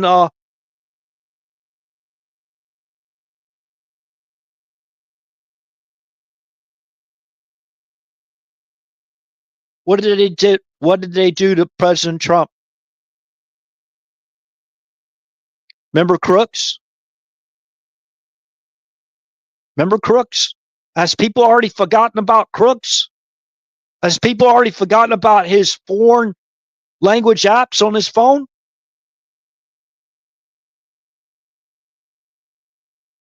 Oh, we're gonna forget. We're gonna wipe all that off with a cloth, right? We're gonna put that in the burn bag, right? We're gonna put that in a burn bag, and then you got those little people that they task to get those burn bags and get them all together and throw them into the burn barrel or the incinerator, right? Remember, that comes from a higher level official to basically set the president of the United States up in a kill box. They did that to Ronald Reagan too, by the way. You can say whatever you want to about RH. You can say whatever you want to about me. Whatever your feelings are about listening to RH, that seeing a talking avatar, whatever. They did the same thing to Ronald Reagan too, as well. They nearly murdered the guy in 70 days in office. You had John Hinckley Jr.'s diary was already written for him, right? He was immediately declared innocent based on the grounds of insanity. Immediately. They after they shot Reagan, they forced him into the car, right? Who set that up? Do you think John Hinckley Jr. said, okay, I want you Secret Service guys to park the presidential limousine, not directly out front of the exit where President Reagan came out? Listen, he was my commander in chief. I know exactly what they did, try to do to that man. I know exactly why he got Alzheimer's, dementia, and they were running their intel operations around his back. I know exactly. I was serving on active duty. I know exactly what they did to that man. I worked surveillance, but in a different way. I was a tracking technician, tracking supervisor, and got promoted in a position because of my experience. Tracking officer.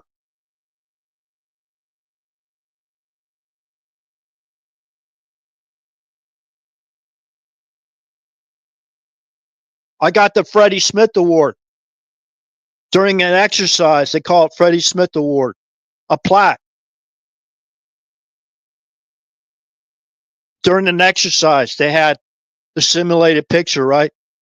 They even had cruise missiles coming in. My job was to protect the northwestern region of the United States from a Russian air attack.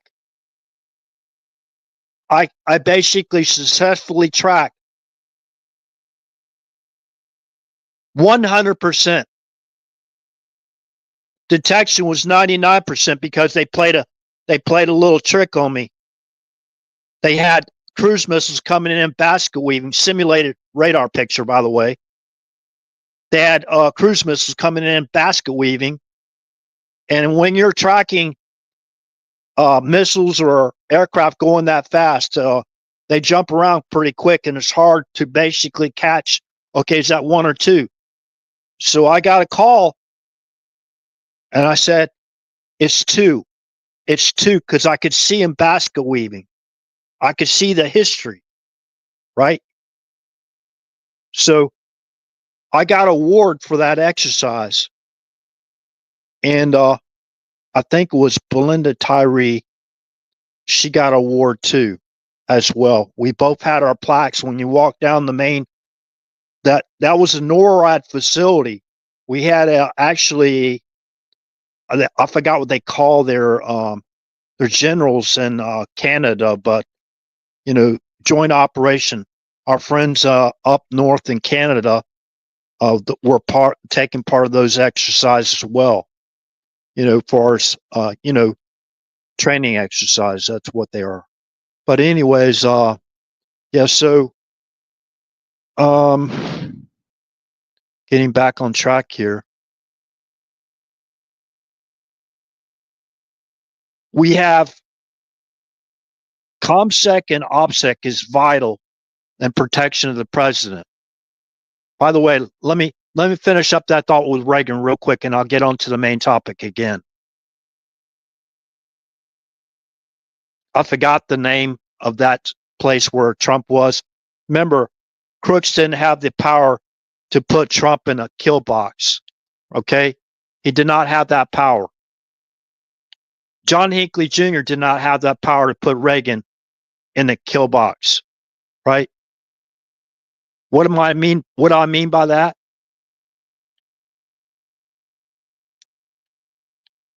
Hopefully we're still live. Stand by. When I see people leaving, I get worried. Okay, it still says we're live on Rumble. We have just 2 people watching on YouTube. I'm viewing YouTube, so the third person is me. Anyways. Okay, so the proper protocol for President Reagan is when your Secret Service detail, you have the limousine parked directly in front of the exit of where Reagan would be coming out. They had that car parked and set up where Reagan had to come out of that, I think it was a Hilton hotel, right? And walk with his center mass exposed, walk directly towards the presidential limousine with center mass exposed, putting him in a kill box. And you had all these buildings, like multi-story buildings all around in front of him. That would, if you were in one of those buildings directly in front of Reagan, you'd have a clear shot at center mass. That's the reason why, in my opinion, they moved the presidential limousine there. Okay? And he had to walk about, let's see, probably about 50 feet, maybe 45 feet to get into the presidential limousine.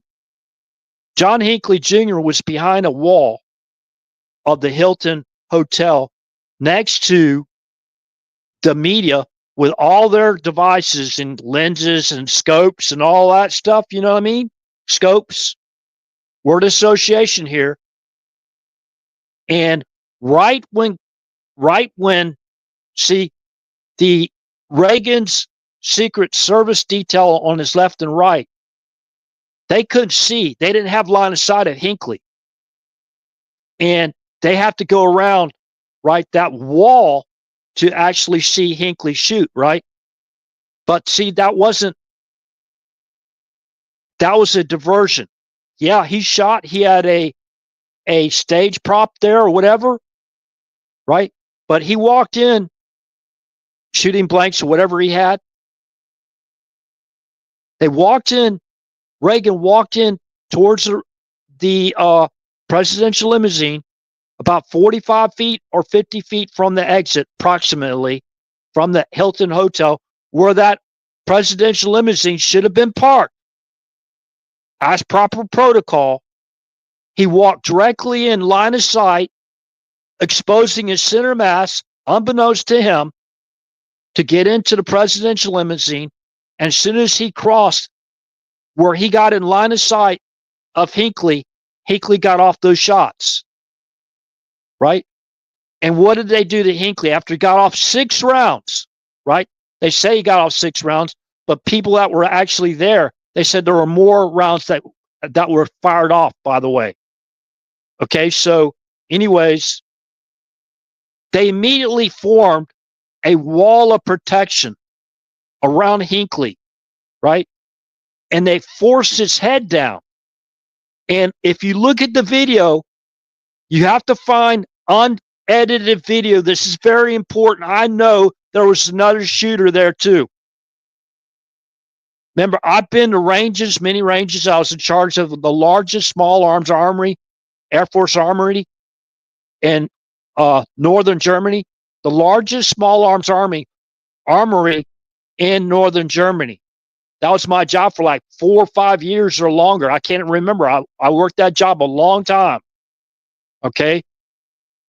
And basically, I was in charge of helping set up security areas, razor wire, checkpoints, putting in special security around the armory, having live guards reporting to the, setting up, what do you call it? Secure areas, right? Site security, working with the security officer. I did that job for quite a while. Securing armory movements, transporting armory weapons and ammunition, all that stuff. So I was in charge of all this stuff. I know what I'm talking about. So that's what you get when you come listen to this live stream sometimes. I try to keep it to a live stream, but I have a living soul, so I get upset about putting this information out and seeing all these mega platforms. I've been doing this for basically free since 2008. A investigative journalist watching all these uneducated people have these mega channels and live the life of the rich and famous while not being paid a cent for all the time and all the, pleading to people to listen to what I have to say. You don't have to like it. Just share the information. You could help save somebody's life by helping get this information. That's my only, and keep people safe. That's all I'm asking. So I have the uncut video of them protecting Hinckley. They got Hinckley down to the ground until the last rounds were fired off from a location that had President Reagan right in their targets.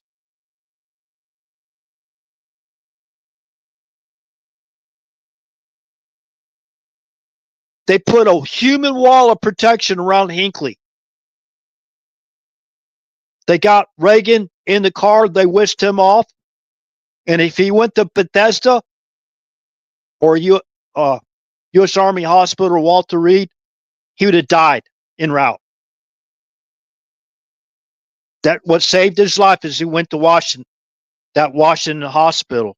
right? Close by. That saved his life. And of course, the surgeons there saved his life too. Well, in the meantime, they put a human wall of protection around Hinckley. Human wall. And where were their guns pointed at? Their guns wasn't pointed at Hinckley. Is that normal? If you know a guy just tried to kill the president and you tackled him, he had a stage prop and some blanks or whatever, right? Where would your weapon be pointed at? Would it be pointed at a Hinckley or the other shooter? Has anybody even studied this? See, I used to be one of those people, everything I heard the government say, I believed it. I believed it all. But when they started when I reevaluated, especially when you got the movie came out, I think JFK movie came out, I really started looking at it. I won't go through the whole thing, but I know it was BS. It defies the law of physics of Kennedy's head snapping back and his right front lobe basically being blown out the back of his head, and Jackie Kennedy basically crawls back on the trunk lid of the limousine to basically retrieve part of our president's brains. That is so sickening. Any military man worth his or her salt knows that's impossible. A bullet just doesn't go. If they hit him from the back, that would be from over behind Kennedy's, from an elevated position, say the book depository, from his back right elevated position. Where would his head would have been blown out the front, right?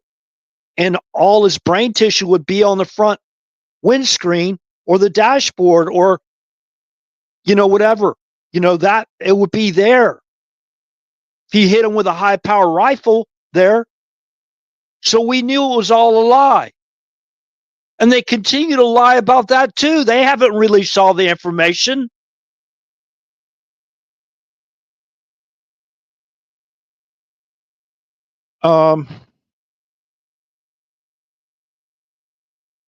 They're just being quiet because they're just following orders, whatever. So back to Hinckley.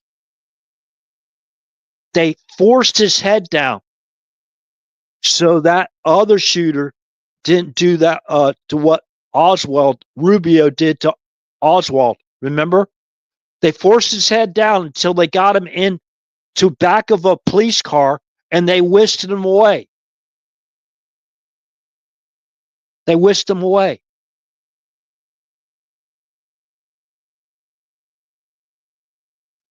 And Judy Woodbridge or Woodard or whatever her name is, she also said that they heard more than 6 shots. So, so they were, again, whenever they put a wall, seriously, you could even put a hand's length between the people that were standing all around Hinckley. There was like 5 or 6 people standing around, forming a circle around Hinckley. Like that was planned. That's normally what you do to your protectee, not the sniper or the shooter. Since when do you afford a shooter that kind of protection in that situation? Look what they did to Crooks. Did they form a protection all around Crooks? No, he got off what, 8 rounds or whatever? Or somebody else got off, people can't see the forest for the tree.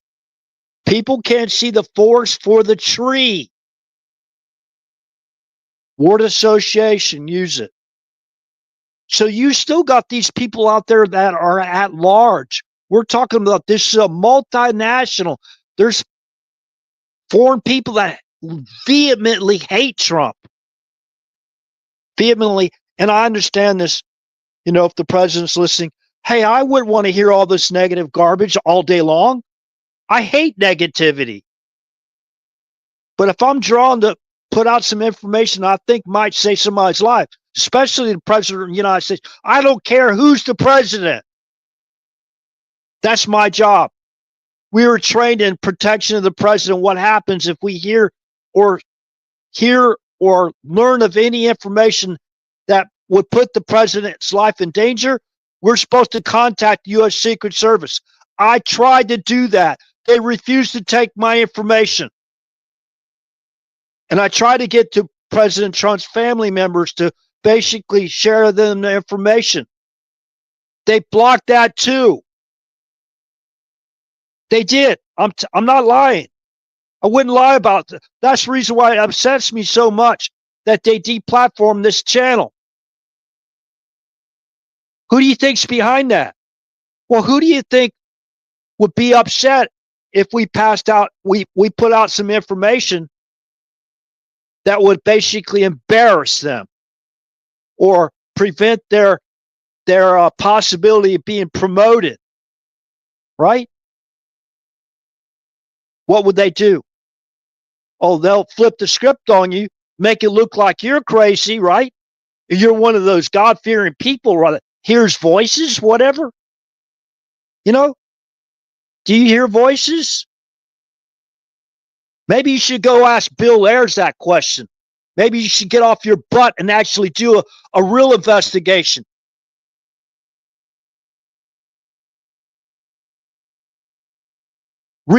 Reopen up the 9/11 investigation.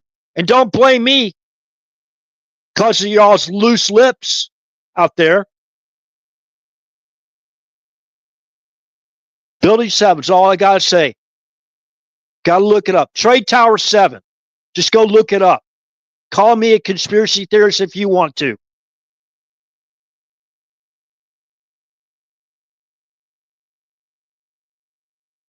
So they did that to three presidents. Again, they allowed Trump to get up there on that kill box, up on that stage, knowing that they had that guy, that suspicious character. He had a rangefinder with him. They knew that, 30 minutes before Trump got up on the stage? And the first lady said it all. Why did you let my husband get up on that stage? They have done an insufficient investigation, and I don't care what they have to say of the shooter.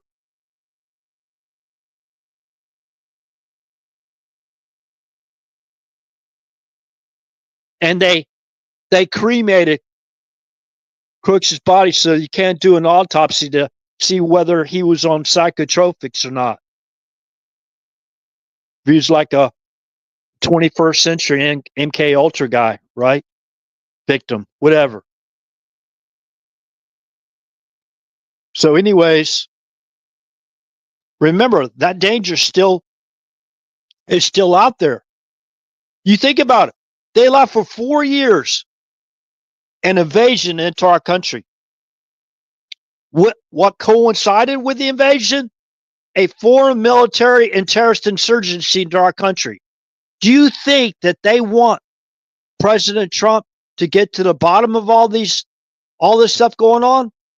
And see, they're going to slow walk this stuff to way after the statute of limitations. That's what they do. They're masters at DC two-steps, right? Slowing all these investigations down. They're still criminally obstructing the president of the United States from basically his nominations, right? They're still blocking his nominations. That's criminal obstruction of justice while they continue to break the law, right? To clean up their house, to get those burn bags into the burn barrels or into the incinerators, right? To destroy all the evidence on themselves. That's why they illegally entered Mar-a-Lago. We already know that information. And guess what? They're still conducting illegal surveillance on President Trump. Where's that fourth person? Come back in. Where's the fifth person? Come back in. I haven't finished talking about the main topics here.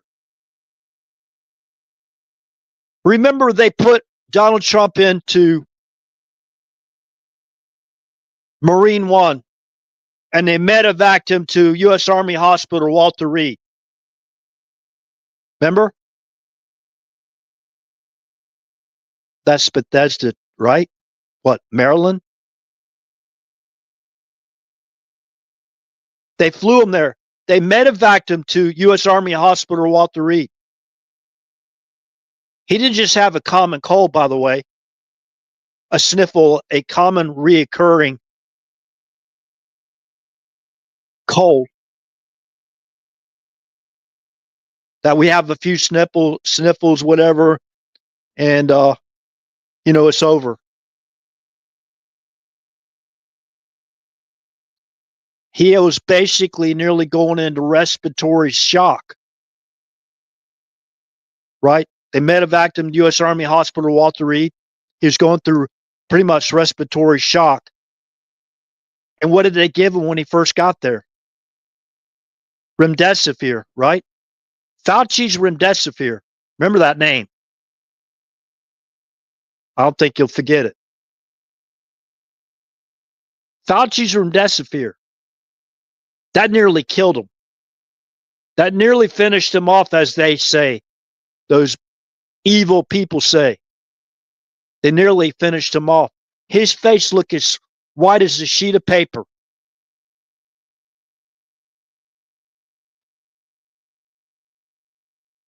In my opinion, he was on death's doorstep. Remember, he took HCQ. And the warning label, don't take remdesivir if you take an HCQ. So they're right there. Those are red flags going up.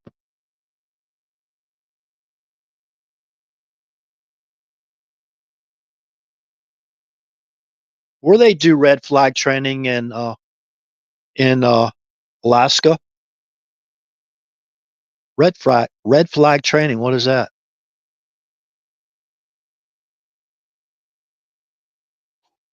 The aggressors. Remember the aggressor squadrons? Who they pretend to be.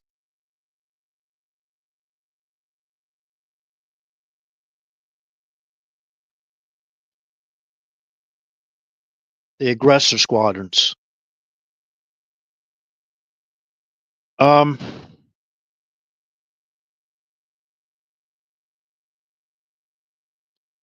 Yeah, we've heard all this information, RH, before. We've heard it all, right?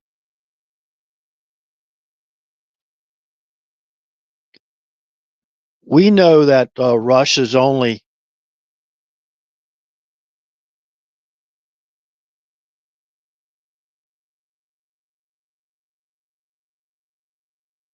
so if you go to the international dateline, there at Little Diomede Island,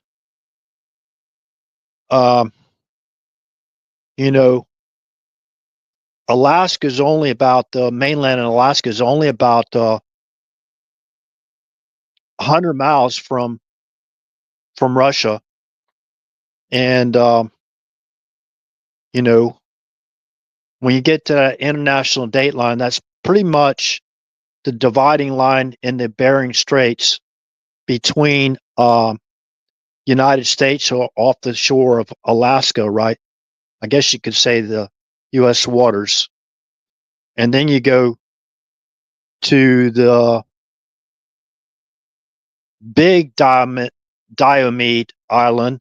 That's basically in Russian, in the Bering Strait. That's Russian waters, right? So, but between Alaska and Russia is only like about 100 miles. And of course, we're not giving up Alaska, right?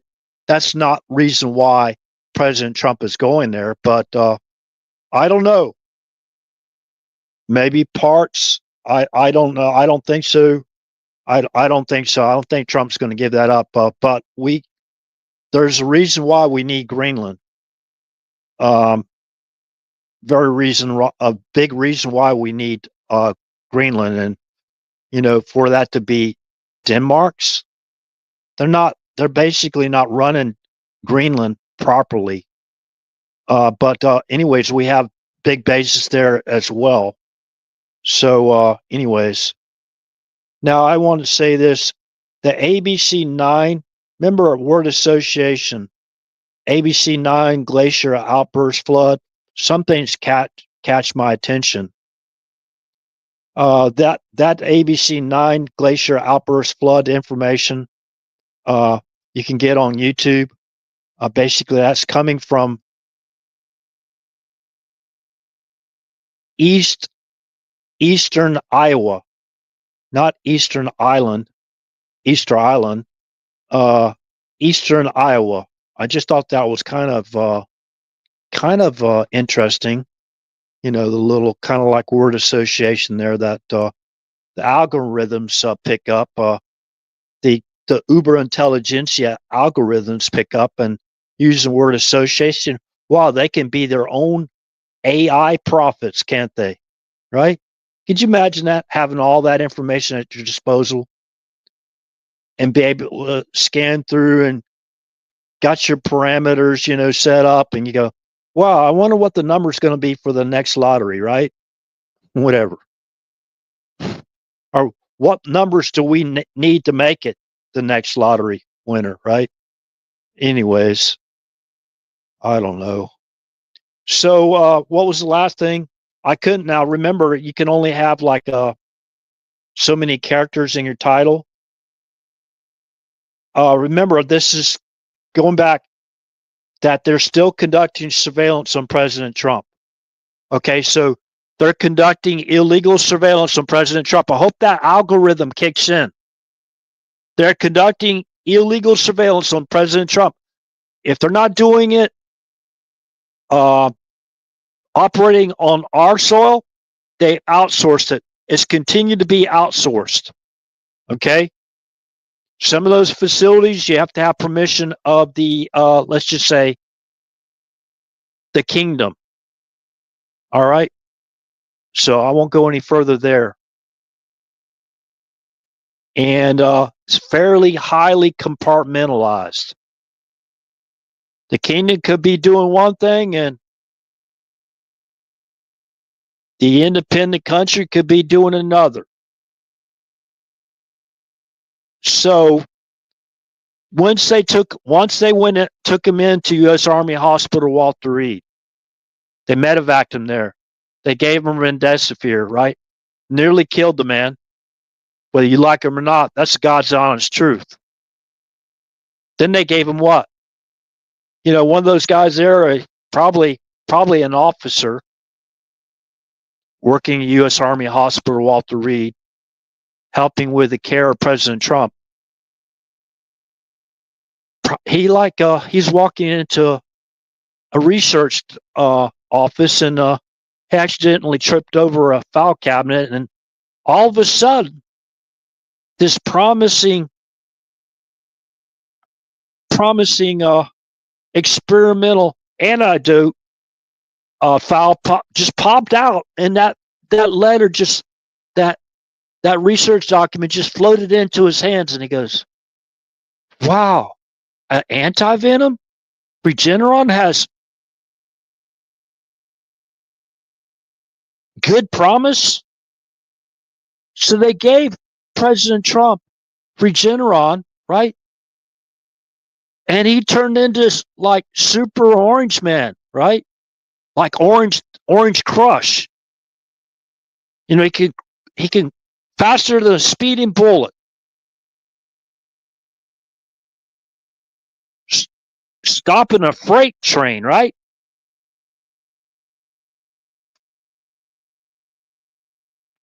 Stopping a box truck. Let's see. What other type of possibilities you have when you're Superman or Batman? Stop those mules. Those bio mules, right? The bio ones. Like I said. So what did they do? How did they keep surveillance on President Trump? Well, they gave him some injections, didn't they? How many injections did they give President Trump?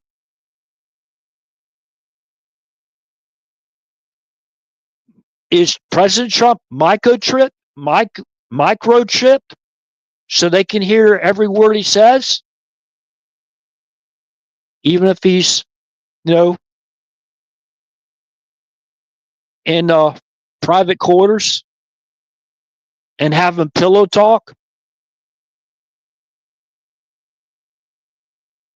They know his exact location everywhere. Let me for people that go, well, our age, you're just, just a serious conspiracy theorist, right? They put microchips.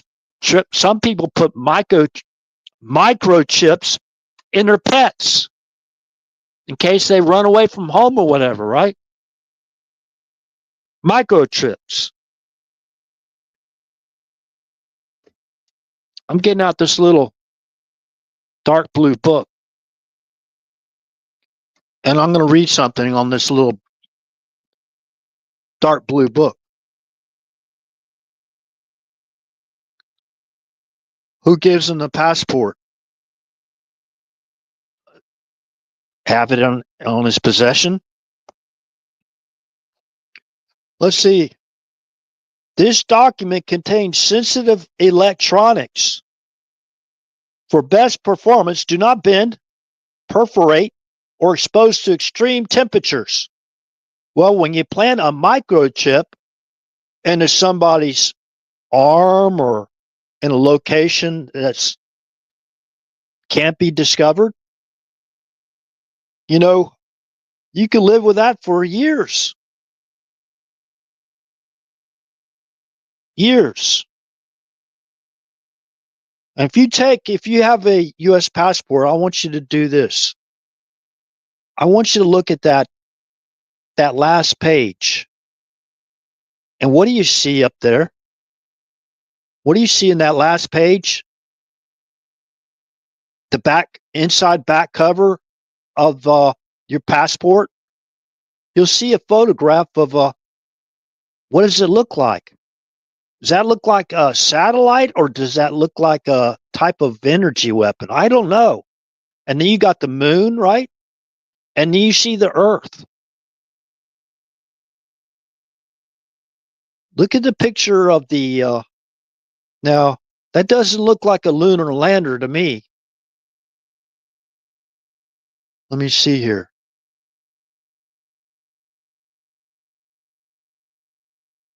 And you see, okay, let's go back to this.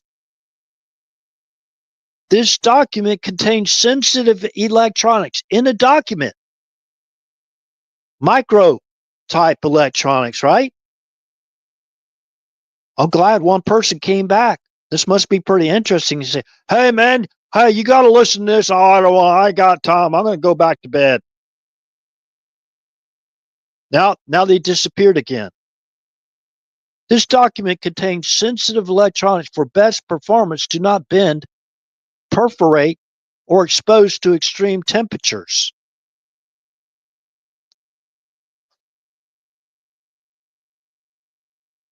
There's a lot of history in the U.S. passport.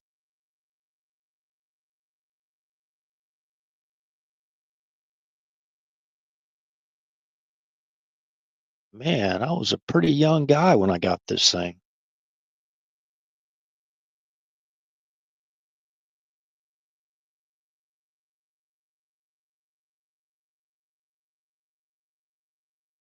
It's pretty neat. We the people.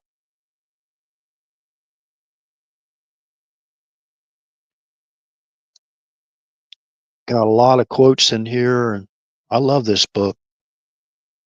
Little book.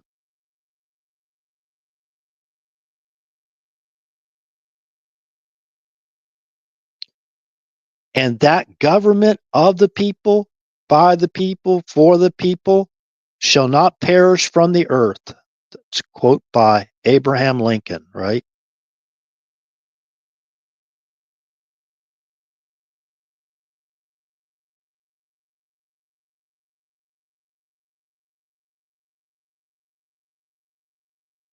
I need a magnifying glass to read the other stuff, so bear with me. So, oh, it's just a passport, RH. Oh, they don't have the capability of conducting surveillance. And where are you going to look at? Where are you going to see? We're going to see the electronic device, the miniature electronic devices on the passport. This document contains sensitive electronics for best performance. Do not bend, perforate, or expose to extreme temperatures. Extreme temperatures are in Alaska. I don't know what the temperature there is. I don't know where he's fallen into, but let me go back to I'll get y'all's attention on those microchips.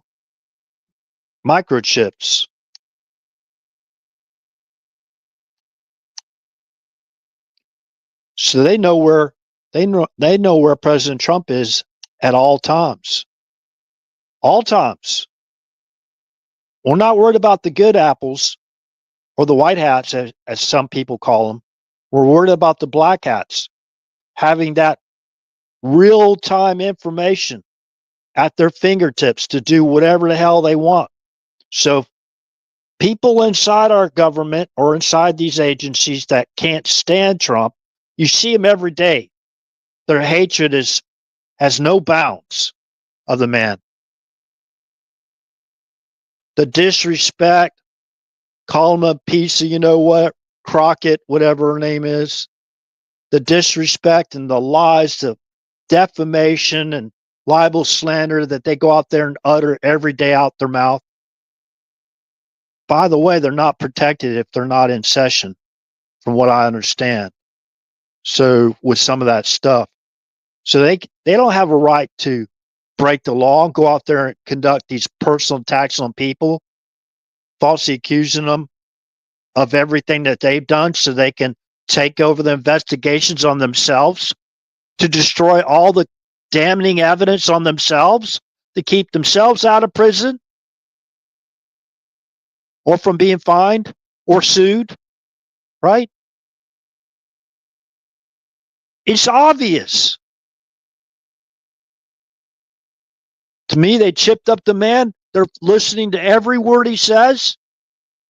I watched a meeting. I won't talk about, sometimes when you have a party at the golf course, you're going to get together. You're going to go, wow, we're going to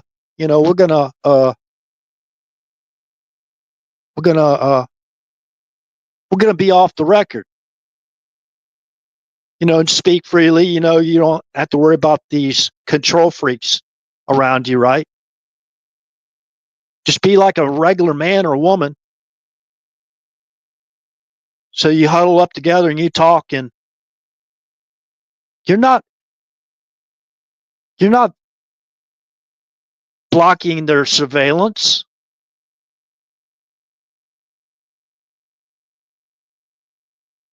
There's no way. The only way you can actually block surveillance if you're in a skiff, but it's got to be a special type of skiff too. The problem is, are you going to frisk everybody that goes in the skiff with you? Are you going to be conducting surveillance on everyone that goes in the skiff with you, or anyone that's in one of these highly classified secret meetings that the President of the United States has to conduct, dealing with national security?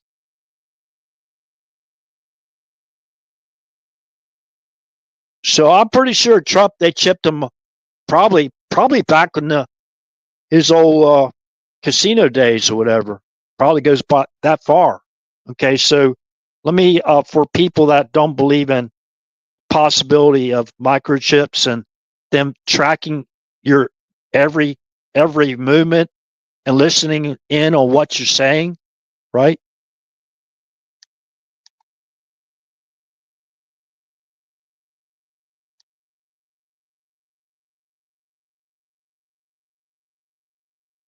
Okay. Can you feel a microchip in a dog? Zachary, what do they call this? Remember I was talking about the passport? Looks like an RFID chip. That's the electronic. This document contains sensitive electronics for best performance. Do not bend. So does it transmit and receive? That sensitive electronic? Is it transmitting and receiving? Is the question. Because that's what an RFID chip basically, that would be something electronic. So again, they provide you a picture on the back inside cover of your passport, a picture of a satellite or a certain type of weapon, and you'll see the Earth. So they're listening in on your conversations, whether you've been microchipped unbeknownst to yourself. They're doing it. Of course, if you got the cell phone with you, I mean, they got everything. Got a TV with you can cameras and all that kind of stuff. They can take over everything. They take over your security equipment, wherever the security is. Listen to every word you say, every meeting. And if you are actually in a soundproof, like hardened skiff, which can block any type of transmission, as far as RFID chips are concerned, or whatever, right? Where they can't hear it.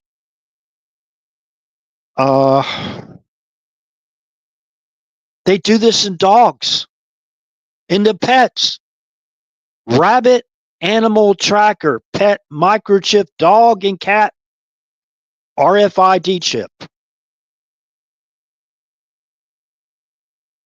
What they're showing there, you think they're going to show you a microchip? No, they're going to give you like a capsule type chip for your dog, right? That you have to inject into your dog. It kind of looks like an IV needle, I guess you call it, right? Let's RFID.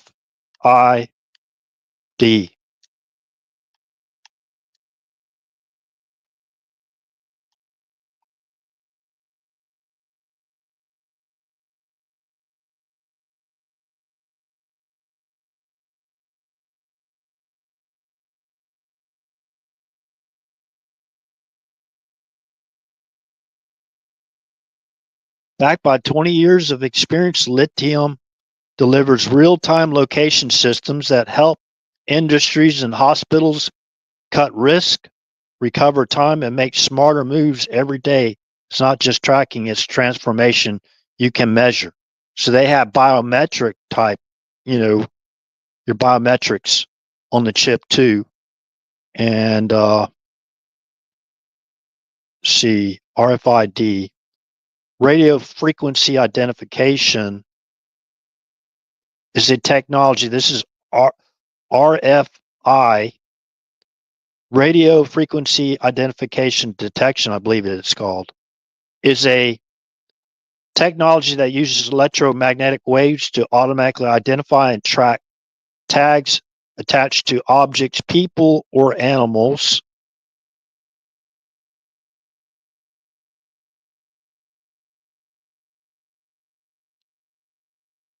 RFID tag store. Okay, I don't want to go into the animal one, but you got the gist, right? RFID uses electronic fields to automatically identify and track tags attached to objects. And RFID consists of a tiny radio transponder called a tag, a radio receiver, and a transmitter. So they have the capability not only of locating exactly where you are, but listening into your conversations. So at a very, very high compartmentalized task force or team, we can get into some of this stuff. That comes from the Special Activities Center.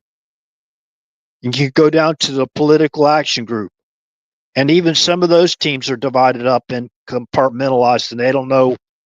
They could be sitting right next to each other and not know that what the other person's operating on fully, what he's tasked or she's tasked to do. So they're recording already every word, every movement. They got real-time movement and tracking and audio from everything that Trump does. So I don't know if they've actually scanned his body for one of these microchips, whatever, but I don't believe they would. I don't believe they would. Now, I'm pretty sure that these people are knowledgeable about what I'm talking about as far as our national security and protecting the president.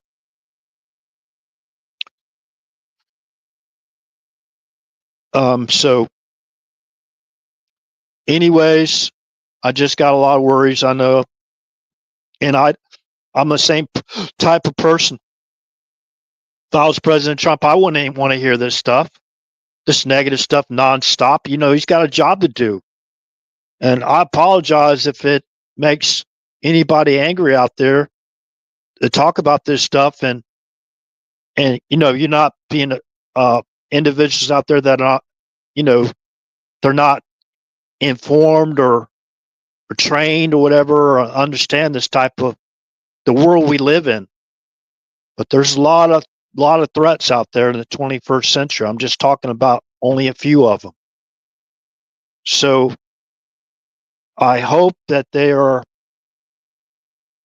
I know what they know. I know they know what they're doing. But anyways, let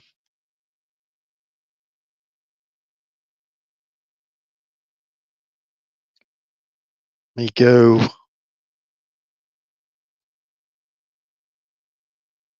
I'll delete some of this stuff. I'm going to go through my source reference pages real quick.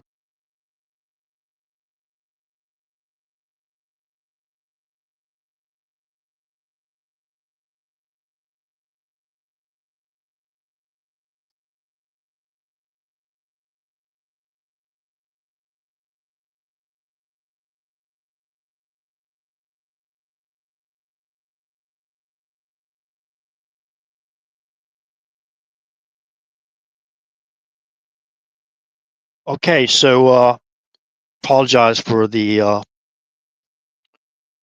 pause there. I'm just sitting there thinking, was there something else? Now, I want to talk real quick. This could be an entire separate live stream, but I want people to think about this as far as the talk of ETs living amongst us, you know, and different types of ETs. Remember, just remember, as far as there being extraterrestrials, other planets with like life forms that we don't know about. Now, the Bible on that is not absolute. It's not absolute. What do I mean by that? What does RH mean by that? Well, the Bible, you know, of course, we're not all knowing, right? Could you imagine what the Bible would be? There's like, what, 66 books in the Bible, or 64, whatever, I can't remember exactly, from the Old Testament all the way to the end of from Genesis to beginning of Genesis to the end of the book of Revelation. There's like 66 books. Okay. Now, this is the information, the main information. The people that wrote the books in our Bible are divinely, we call it divinely inspired to write those books, right? To write the contents of those books. Do you think they had enough? They were going to write, you know, you go all the way back to the day. Remember, they had to handwrite the Hebrew manuscripts, right? The scribes had to handwrite, painstakingly write those Hebrew manuscripts, making sure that there's not a mistake, even to just a jot or tittle. of the ancient manuscripts. They had to do it by hand, and it had to be perfect. If they had one little mistake, they destroy it and they start all over again. Very painstaking to write those manuscripts. So do you think that if they even had information, there's enough information to go, well, why would you think in the entire universe with all the stars and everything else that you're going to know, you're going to have absolute knowledge of other life forms and other planets and other galaxies and other solar systems in the entire universe? You're going to know everything in from our Bible. And we're not even talking about the books of Enoch or the book of Enoch either. We're not talking about the book of Jubilees. We're not talking about the non-canonical books, right? So based on the index, my Bible, KJV authorized version, is 1,400 pages. From the index, from the very beginning, from the introductions and everything, 1,400 pages. Could you imagine the divinely inspired people back then that has actually seen like UFOs or what you consider UFOs, or you were actually there when you saw Jesus being taken up in the clouds or Yeshua taken up in the clouds? Remember in Matthew chapter 24, it says, just like the angel said, right, to one of those disciples, don't be amazed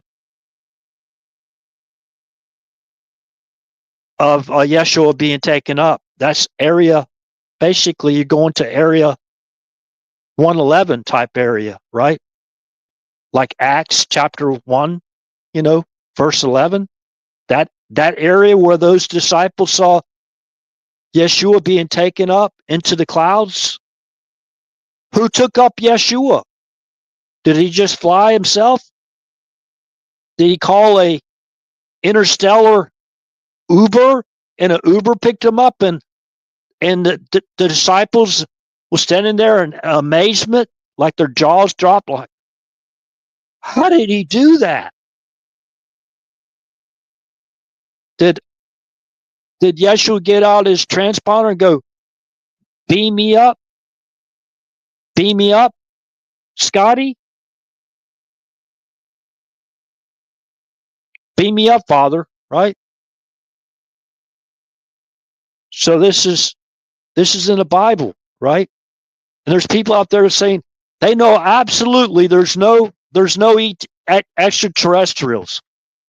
Well, what would you call okay, you'd have a separate name for the fallen angels? Would you call them what? What would you call them? Demons? Think about the technology demons have, or the fallen angels have, right?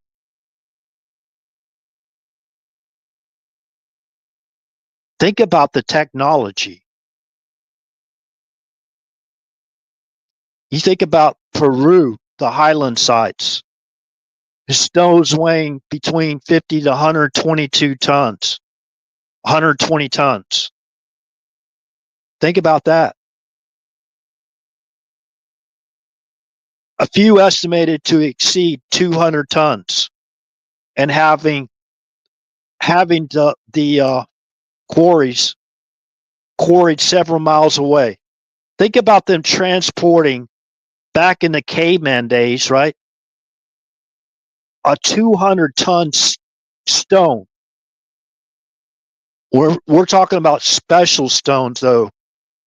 They're basically one tick in hardness below a diamond. That's how hard these stones are. And you're talking about cavemen with stone axes and picks. Or stone files, and they're gonna file off all these huge mega stones. if you look at some of those stones, the way they're placed, right? There's not even you can't even slide a piece of paper between the joints, right? There's no motor, whatever moiter. I can't remember. Moiter, whatever. To seal the gaps, whatever. Perfectly. That technology even is greater than what we have for our 3D technology. I've watched some of these 3D printers, right? Because you have to imagine that for them to know this stuff back then, you're telling me we can't even do that now. We can't even replicate that now, that technology. And they had that technology that they lie about how old it is too. Because what happens is new generations come forward. What do? They build on top of the old foundations, right? And it's kind of amazing because the lower foundations, the older foundations, they have signs of far more advanced technology than what we do now. But when they started basically building foundations on top of that, right? It's far less. It's more possible that we can do those type of megalithic structures like the pyramids. And think about the one they had for a flying serpent. Do you think they're just talking about? Remember the dragons? Fictitious dragons from folklore. They say it's all folklore. It's all just a figment of these people's imaginations. When people today, they don't even understand the technology that was used way back then. We're talking about this stuff is, in my opinion, could be greater than 3D. It's more like 4 or 5D technology, maybe greater. So you think about the knowledge the fallen angels had, right? The ones that were kicked out of heaven. Think about the knowledge that Satan has, right? I guess those won't be basically held accountable till after Armageddon, right? The last great battle, and they're thrown into the lake of fire, whatever, right? So, anyways, I'm just saying, if they do come out and you actually see an alien, I don't think they're going to show it to you because they think, well, we're not going to be able to control these people. They're going to get historic. We can no longer use these people as slaves. They're no longer, they're going to want to think for themselves from now on. So we got to keep the wraps on that, right? If there is. I haven't seen an alien. I believe I've seen a UFO based on it's unidentified for me, and I lived on a lot of Air Force bases around the world. Okay, well, I've been to a lot of Air Force bases. I lived on a lot of them. I've been to Aviano Air Force Base in Italy. I've been to many Air Force bases, and let's see. Let me just rattle off a few of them. First base, Air Force Base I went to was Lackland Air Force Base, Texas, where I saw the big BUS flying over. The next base I went to was Keesler Air Force Base, Mississippi. That's where I conducted my technical school training. After that, I went to McCord Air Force Base in Washington State in Tacoma, Washington. After that, I went to Panama City, Tyndall Air Force Base, Panama City, Florida. All of those had a flight line. All those had aircraft. I've seen a lot. I've gone to air shows. I watched B-2 bombers fly right over me. about maybe a couple 100 feet above me. That's the sight. You see a B-2 fly right over you, like we saw. It could have been maybe.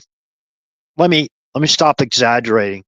The B-2 flyover in a live air show was probably maybe about 400 feet, 500 feet, maybe, if that. So, and if you ever seen a flyover of a B-2, I don't know if it's because of the technology and the paint, whatever. It kind of looks like it skips in the sky over your head. And I don't know if it has, like I said, it has to do with but it's kind of like that in itself. If I saw that in the 80s, the B-2, remember they had these technologies like 30 years before they actually unveil them to the public, right? So a lot of these technologies, and please don't let these people use these weapons, because they're getting pretty bold. They think they can just do whatever the hell they want to do, even threaten other countries with nuclear strikes, what I mean? That's getting pretty confident, or it's just the hatred so bad that these people lost their mad. They're mad. They agree with mutually assured destruction. Okay, we know you're going to destroy us. Well, we're going to destroy you back. Do it to me, we're going to do it to you. That's mad, isn't it? Like the Mad magazine, right?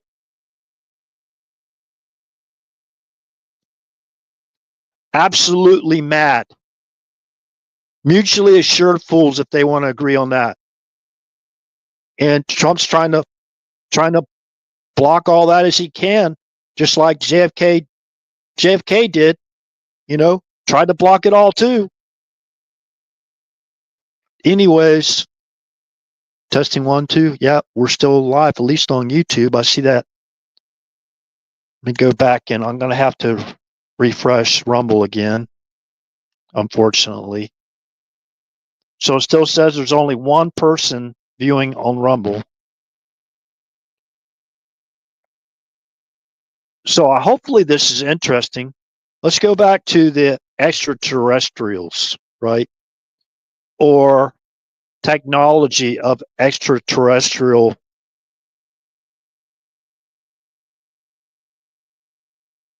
technology that only extraterrestrials have, or we believe they have. So it's not all going to be written in the book. And maybe one day, after we return back to our Father, maybe there'll be an angel we can speak to, or whatever, that works for God. We're not talking about one of those corrupt angels. Maybe they can tell us a little bit more about the history. But use your imagination about cross-seeding. Cross-seeding, you're talking about reptiles, reptilians. What is a reptilian? Are they mammals? So it's going to be like the days of Noah. So what do you think was here during the days of Noah? Think about the technology. And you're thinking about in Peru there in the highlands, they have this temple. I think it's the one, the flying serpent. When we go back to the flying serpent, they have these parades over there in like China and Japan. I think they have the dragons, right? The dragons and stuff like that. I've never been over there, but I have to refresh my memory on some of this stuff. But I did watch them. But you go back to thousands and thousands of years ago, they worship the flying serpent. Okay, you can say it looked kind of like a dragon too, as well, because you saw the stone carvings of it, the intricate stone carvings, and their grasp of basically the stars and the Orion and the Orion and those type of stars, and you think about it, going back that far, they're explaining things what they saw, right? The flying serpent. So those people actually disappeared. Remember? They actually disappeared. They either flew away in their transportation that they have, the transports they have. They were maybe beamed up when they're coming, or when they're coming down. You see them come down in their fiery spaceships, right?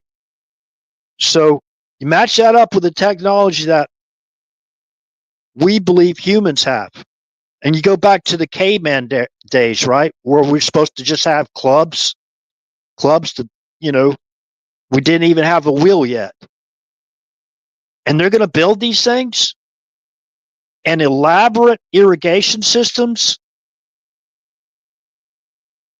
Like and building like walls and platforms, which, you have to have like that are like laser precision. I mean, like if the bottom foundation is off by like, I'm not an engineer, but just like maybe a couple millimeters, think about how it's going to be off way up on top of the pyramid. And those pyramids don't look like they were after they were just completed with a capstone or anything. Talk about the ones in Giza, right? Probably the ones in the highlands of Peru as well. So come on now. I mean, you're going to go, are we so superstitious that we can't even entertain? Or what is people worried about? What are these control freaks worried about? We're going to be unruly.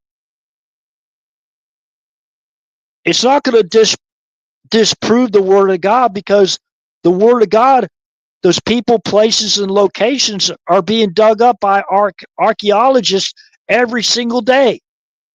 What do you have to have when it's a book of truth, right?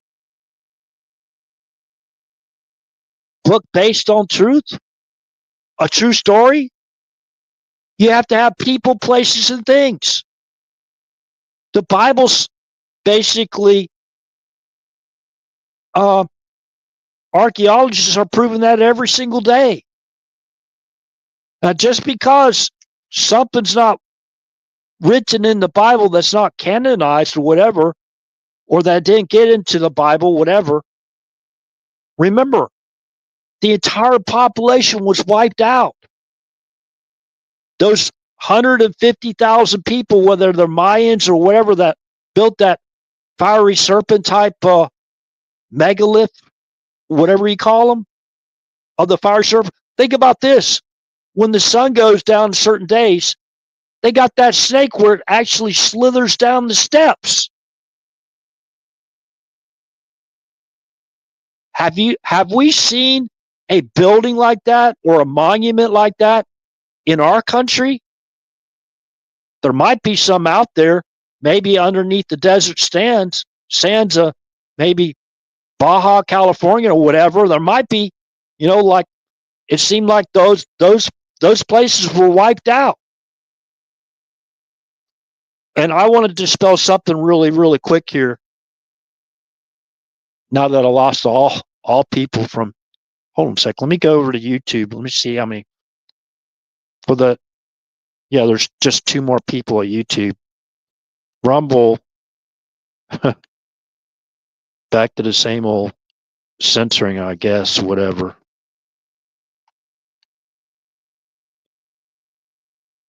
So let's go.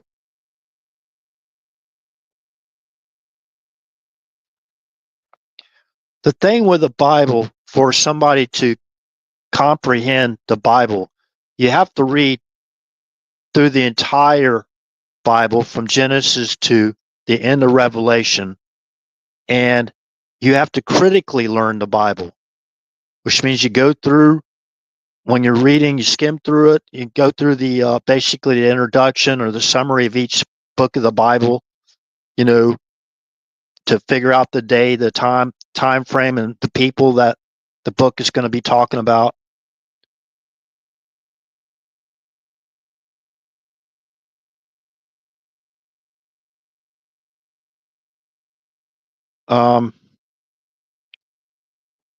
So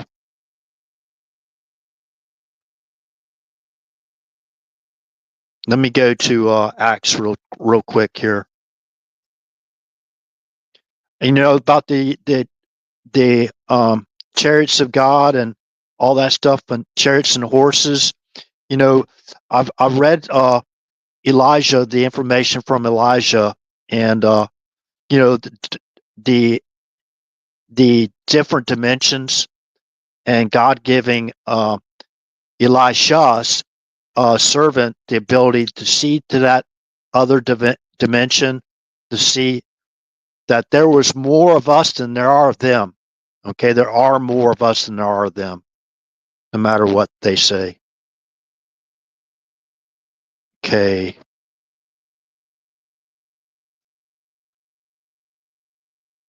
Hold on, I'm turning there now.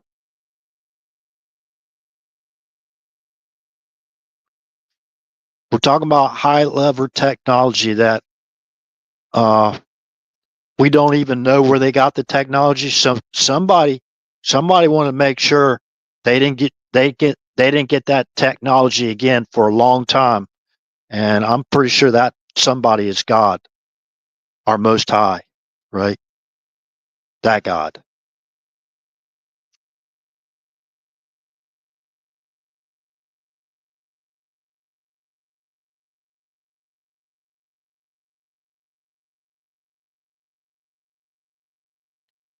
Okay. Okay, I'm almost there. Right here. Let me start with Acts chapter 1, verse 7. And he said unto them, it is not for you to know the times or the seasons which the Father hath put in his own power, but ye shall receive them. Okay, what's the background on this? What's the background on this? You can go through and start with Acts chapter 1, verse 1, and get a little bit better at versed into what the background of this is. When they therefore were come together, this is Acts chapter 1, verse 6. When they therefore were come together, they asked of him, saying, Lord, wilt thou at this time restore again the kingdom to Israel? And he said unto them, it is not for you to know the times or the seasons which the Father hath put in his power, but ye shall receive power after that the Holy Ghost is come upon you, and ye shall be witnesses unto me both in Jerusalem and in all of Judea, and in Samaria, and unto the uttermost part of the earth. And when he had spoken these things, while they beheld, he was taken up, and a cloud received him out of their sight. And while they looked steadfastly towards heaven, as he went up, behold, two men stood by them in white apparel, which also said, Ye men of Galilee, why stand ye gazing up into heaven? This same Yeshua, which is taken up from you into heaven, shall so come in like manner as ye have seen him go into heaven. Okay? So who took up Yeshua? Who beamed him up? Who picked him up? Which Uber picked him up? Which flying Uber picked up Yeshua and took him up into the clouds? How is that verse verified? Right? Because that's not in red print. Yeshua told us how he's going to return, right? And that's what they think they're going to block. This is amazing. So they might think that time is coming close, and those fallen ones or that those demonically possessed, to get the technology from that flying serpent, if you call them that now in the 21st century. They might think they have the means to basically block that through weapons of war, right? To block that from happening. Let's see here. Let me go. Let's verify this. Now, will we verifying this? What was said in Acts, there when said, "Don't be amazed. You will see him returning in like manner." Where does that say that? Okay, let's go to Matthew chapter 24, verse 29. Immediately after the tribulation of those days shall the sun be darkened, and the moon shall not give her light, and the stars shall fall from heaven, and the powers of the heaven shall be shaken. And then shall appear the sign of the Son of Man in heaven. And then shall all the tribes of the earth mourn, and they shall see the Son of Man coming in the clouds of heaven with power and great glory. And he shall send his angels with a great sound of a trumpet, and they shall gather together his elect from the four winds, from one end of heaven to the other. Okay?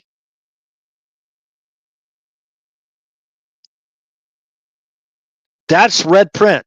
That's Yeshua telling us how he will return, right?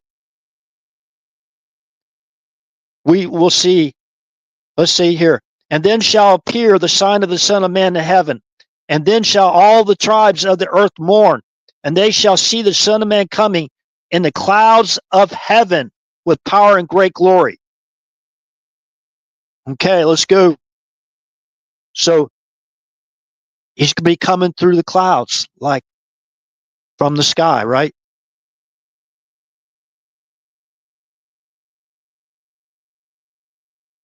It's not going to be the flying serpent. I'm going to tell you that right now.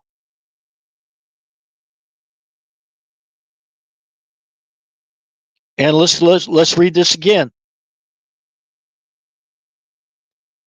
And he said unto them, It is not for you to know the times or the seasons which the Father hath put in his own power, but ye shall receive power after that the Holy Ghost is come upon you, and ye shall be witnesses unto me both in Jerusalem and in all of Judea and in Samaria and unto the uttermost part of the earth.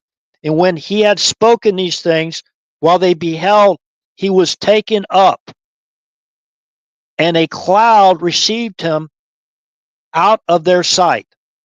And while they looked steadfastly toward heaven as he went up, behold, two men stood by them in white apparel, which also said, Ye men of Galilee, why stand ye gazing up into heaven? This same Yeshua, which is taken up from you into heaven, shall so come in like manner as ye have seen him go into heaven. Okay? So both those verses, Acts, the book of Acts is written by Luke. Luke was a doctor, like a physician, right? So that's the type of doctors you need to listen to. I'm pretty sure he won't steer you in the wrong direction, or she. Okay? The Kings 1 real quick.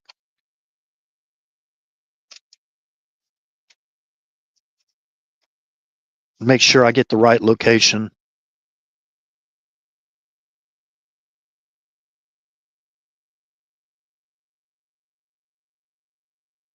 Okay, go to Kings 2 because it wasn't Kings 1.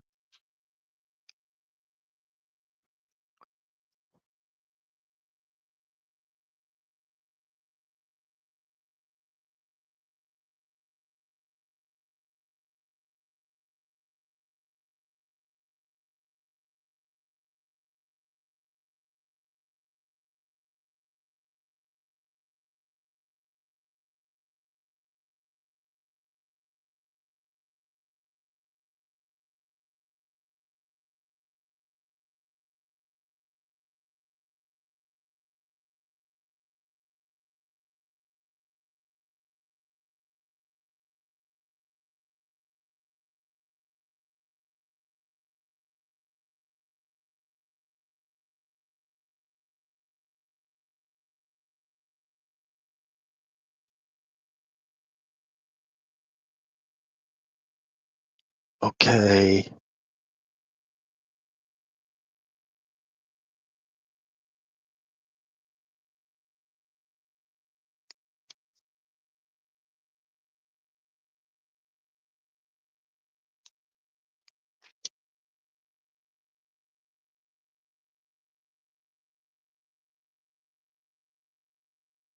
Now I want y'all to kind of like reflect on this here.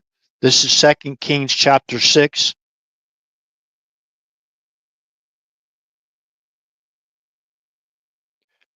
I'm going to start with verse 11. Therefore, the heart of the king of Syria was sore troubled for this thing. And he called his servants and said unto them, will ye not show me which of us is for the king of Israel? And one of the servants said, none, my lord, O king, but Elisha, the prophet that is in Israel, telleth the king of Israel the words that thou speakest in thy bedchamber. And he said, go and spy where he is, that I may send and fetch him.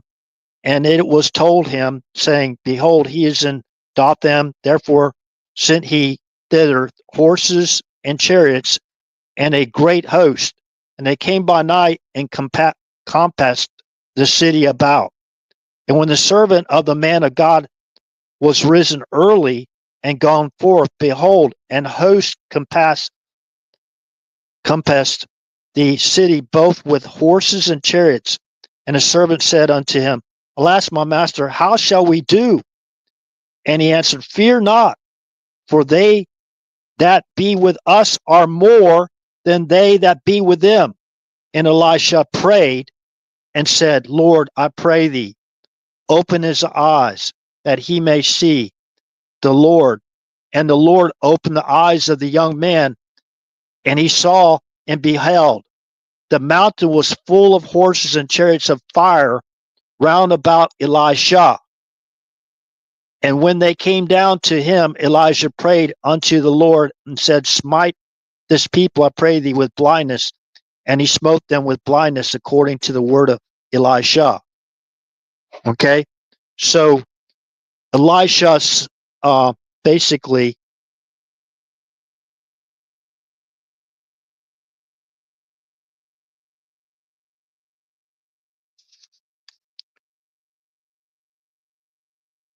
let me go and find where Elijah basically he was taken up, right? He was taken up like in a whirlwind, remember? That's in the Bible. So um, Elijah prayed that his servant basically could see that other dimension of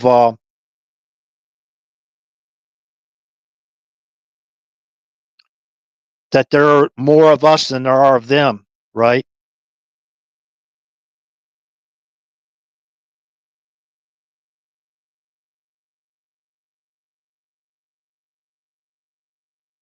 So Elijah prayed to God that he could open his eyes and see in that dimension. He cannot see it, right?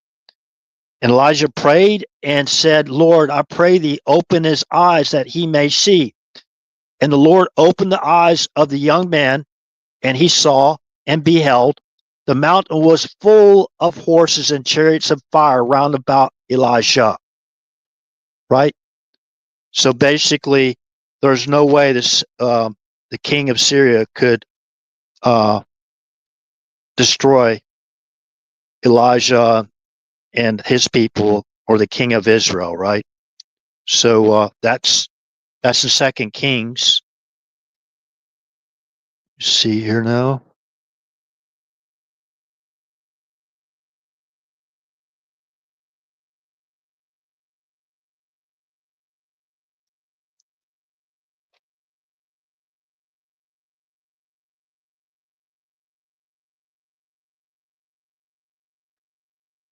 Then it goes into Elijah.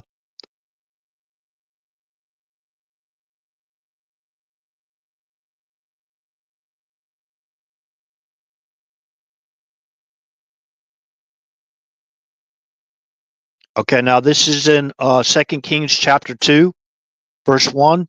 And it came to pass when the Lord would take up Elijah into heaven by a whirlwind, that Elijah went with Elisha from Gilgal. And Elijah said unto Elisha, tarry here, I pray thee, for the Lord hath sent me to Bethel. Elijah said unto him, as the Lord liveth, and as thy soul liveth, I will not leave thee. So they went down to Bethel. And the sons of the prophets that were at Bethel came forth to Elisha and said unto him, knowest that thou, Lord, will take away thy master from thy head today? And he said, yeah, I know it. And hold ye your peace. And Elijah said unto him, Elisha, tarry here, I pray thee, for the Lord hath sent me to Jericho. And he said, as the Lord liveth, and as thy soul liveth, I will not leave thee. So they came to Jericho. And the sons of the prophets that were at Jericho came to Elisha and said unto him, knowest thou that the Lord will take away thy master from thy head today? And he answered, yea, I know it. Hold ye your peace. And Elijah said unto him, tarry, I pray thee, here, for the Lord hath sent me to Jordan. And he said, as the Lord liveth, as thy soul liveth, I will not leave thee. And they two went on. And 50 men of the sons of the prophets went and stood afar off. And they stood by the Jordan. Elijah took his mantle and wrapped it together and smote the waters, and they were divided hither and thither, so that the two went over on dry ground. And it came to pass, when they were gone over, Elijah said to Elisha, ask what I shall do for thee before I be taken away from thee. And Elisha said, I pray thee, let a double portion of thy spirit be upon me. The Holy Spirit, right? And he said, thou hast asked a hard thing. Nevertheless, if thou see me when I am taken from thee, which means you can see in that dimension, right? It shall be so unto thee. But if not, it shall not be so. And it came to pass, as they still went on and talked, that behold, there appeared a chariot of fire. It didn't say a fiery serpent, right? There appeared a chariot of fire and horses of fire, and parted them both asunder. And Elijah went up by a whirlwind into heaven. And Elisha saw it, and he cried, my father, the chariot of Israel and the horsemen thereof.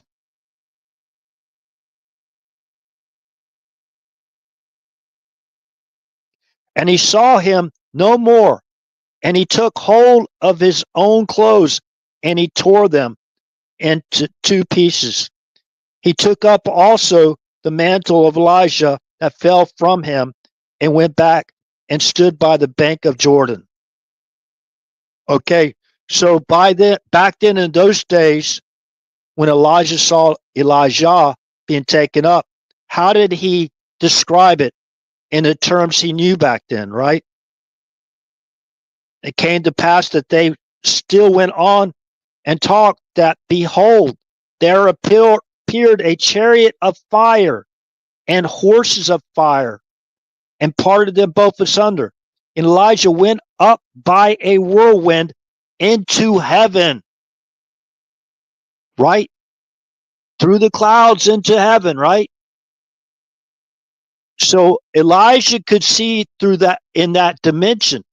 If he could not see in that dimension, then like those disciples that saw Yeshua being taken up in that dimension, if they could see in that dimension, maybe that, remember, he said whenever he comes back, or whenever he ascends back up to our Father, that we will be blessed with the Holy Spirit. And we could see in those dimensions, or we could be drawn to do things for God, our Heavenly Father. We'd be drawn to do his will. And see, people, when you talk about that, they'll put you in an insane asylum, right? They don't have time for that. They think these are stories, right? Fiction.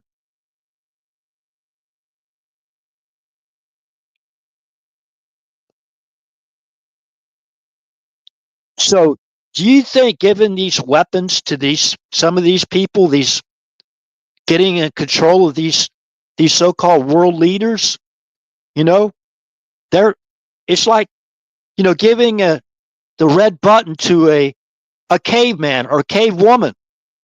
That's the way these people think. This is the 21st century. And by the way, for those out there, for some reason, they like to blame God to be associated, our Heavenly Father, our Most High, to be associated with evil. What did what did God tell us to do? What are we supposed to be doing to be able to have a civil society? Do we allow murders to run loose on the streets of our country or anywhere else in the world for that matter? Do we allow mass murders to continue to go and they don't even have to post bail?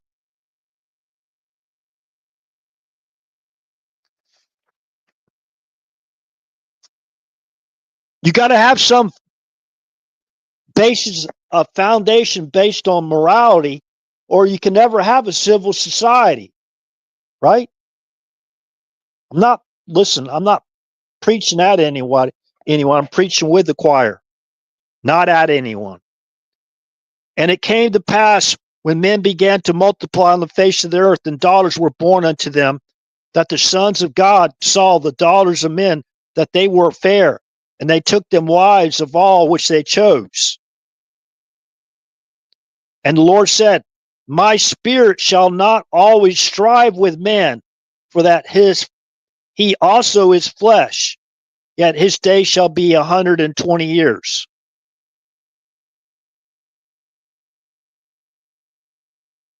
So what did God command us to do? Command us to do.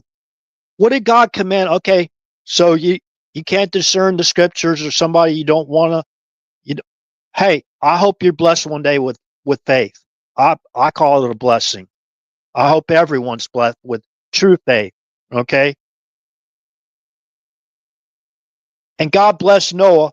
This is Genesis chapter 9. What did God command us to do after He destroyed the world or the earth with a flood?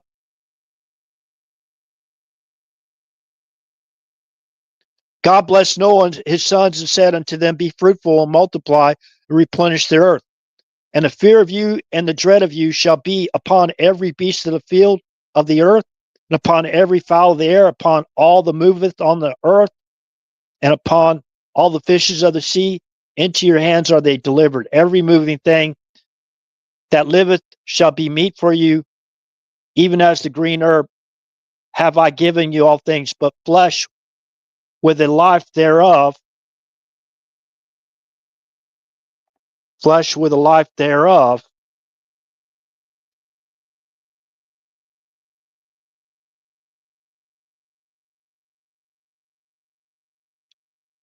which is the blood thereof, shall ye not eat. And surely your blood of your lives will I require. At the hand of every beast will I require it, and at the hand of man.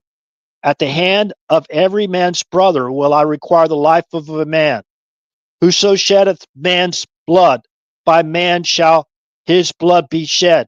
For in the image of God made he man. Remember, that's men and women, right? Mankind, you could say, right? Whoso sheddeth mankind's blood, by mankind shall his blood be shed. For in the image of God made he man. Okay? That was a commandment that God gave to Noah, Noah's wife, Shem and his wife, Ham and his wife, and Japheth and his wife.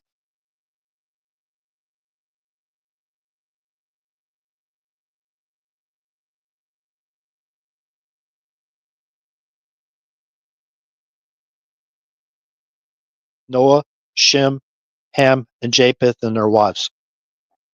That's 8.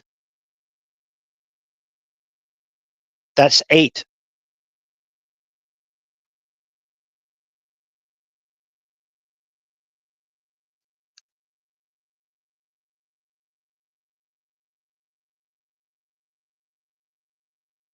And the sons of Noah that went forth of the ark were Shem and Ham and Japheth. And Ham is the father of Canaan. These are the three sons of Noah, and of them was the whole earth overspread, means populated. Okay? The whole earth. Now, what about Cush? Remember? Cush is what? Ham's son, right? That was Noah's grandson.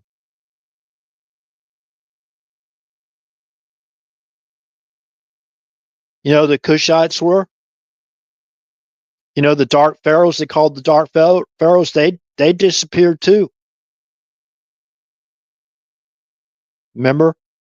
We even got the burial chamber of the last they call it the last dark pharaoh. They all disappeared. That entire international highland place in Peru where they have the temple of the sun, which is a pyramid of the sun, the moon, and the fiery serpent, they all disappeared with no trace. No trace of how to basically replicate their archaeology or their engineering technology. They all disappeared, didn't they? So what was they doing during the days of Noah? Let's go back to Romans chapter 1 real quick, just to remind people. Listen, I'm not lecturing anyone out there. Believe me, I made my mistakes myself.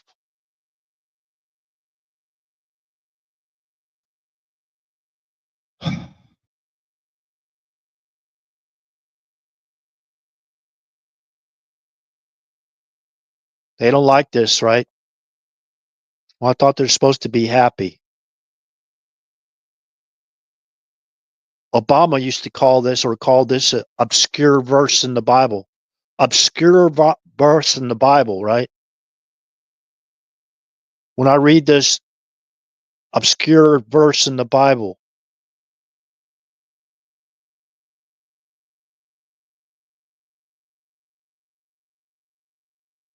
for the wrath of God, this is Romans chapter 1, verse 18. For the wrath of God is revealed from heaven of God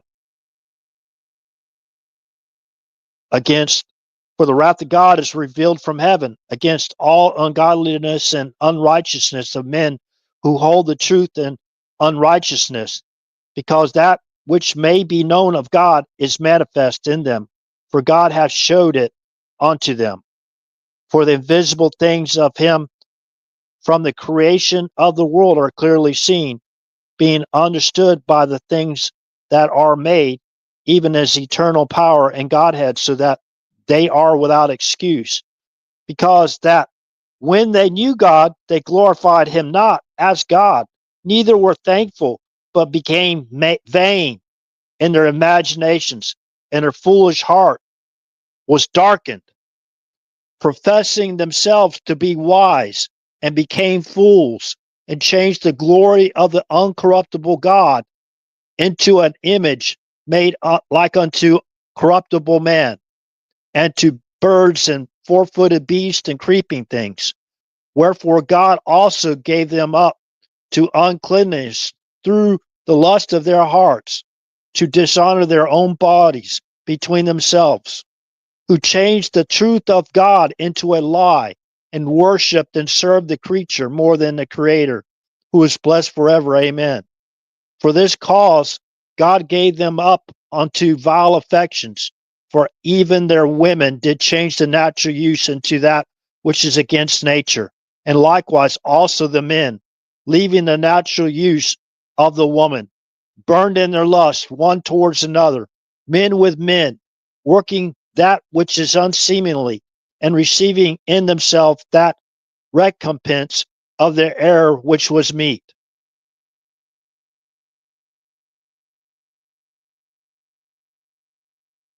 And even as they did not like to retain God in their knowledge, God gave them over to a reprobate mind to do those things which are not convenient. Reprobate, debased mind, right? So use your imagination. Well, one of the main things, the reason why God destroyed the earth with a flood is because of violence, right? Violence. So I won't read through everything again. You know, I put out a lot of information tonight. I hope it's helpful. Those that people are, we have to pray for President Trump. And let me see. As far as Palestine again, I just looked at 1 Samuel here, chapter 17, verse 26. And David spake to the men that stood by him, saying, what shall be done to the man that killeth this Philistine, and taketh away the reproach from Israel? For who is uncircumcised Philistine? For who is this uncircumcised Philistine, that he should defy the armies of the living God? And the people answered him after this manner, saying, so shall it be done to the man that killeth him. What? Okay, so there's Philistine, right? There's never was a Palestinian uh, kingdom, right? Or country. The Philistines lived in Gaza. We call Gaza today, right?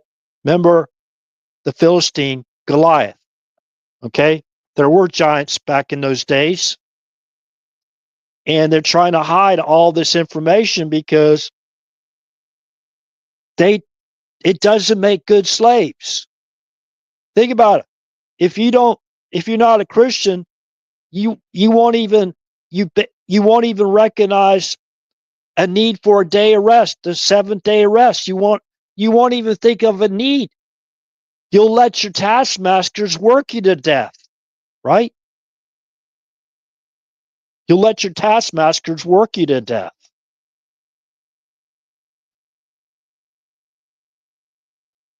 And do we think that God do we think that God would have forbidden Adam and Eve from taking from the tree of the knowledge?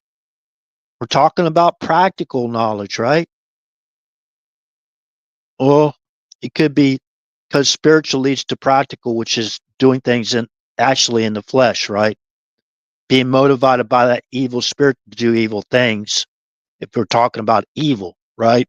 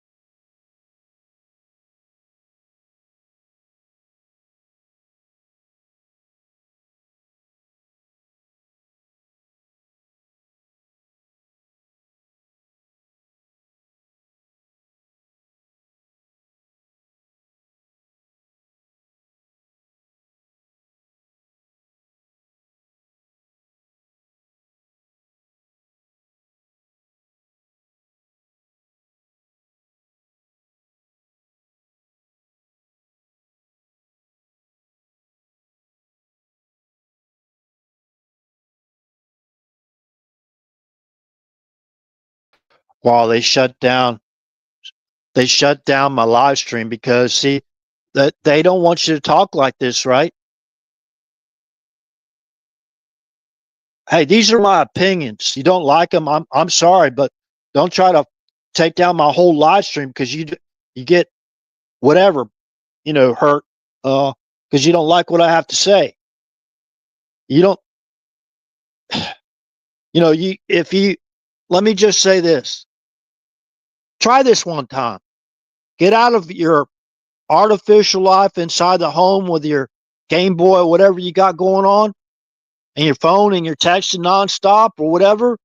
Get outside at nighttime on a clear sky. Look at all those stars in heaven. Look at all those stars in the sky, whatever.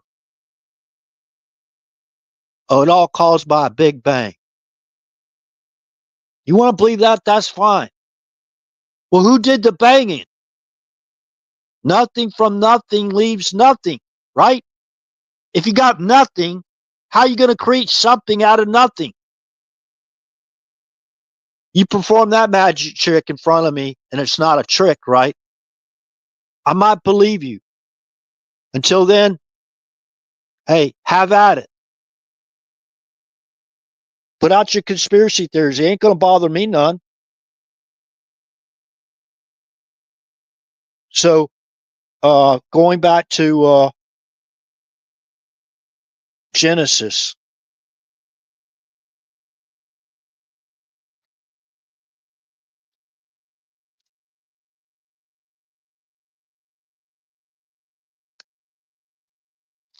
Remember Genesis chapter 6 again. Don't blame God. Remember the parable of the seed, whatever. Whenever the master's gone, or whatever, those tending the vine garden, the grape gardens, or whatever. Remember what he's supposed to be doing.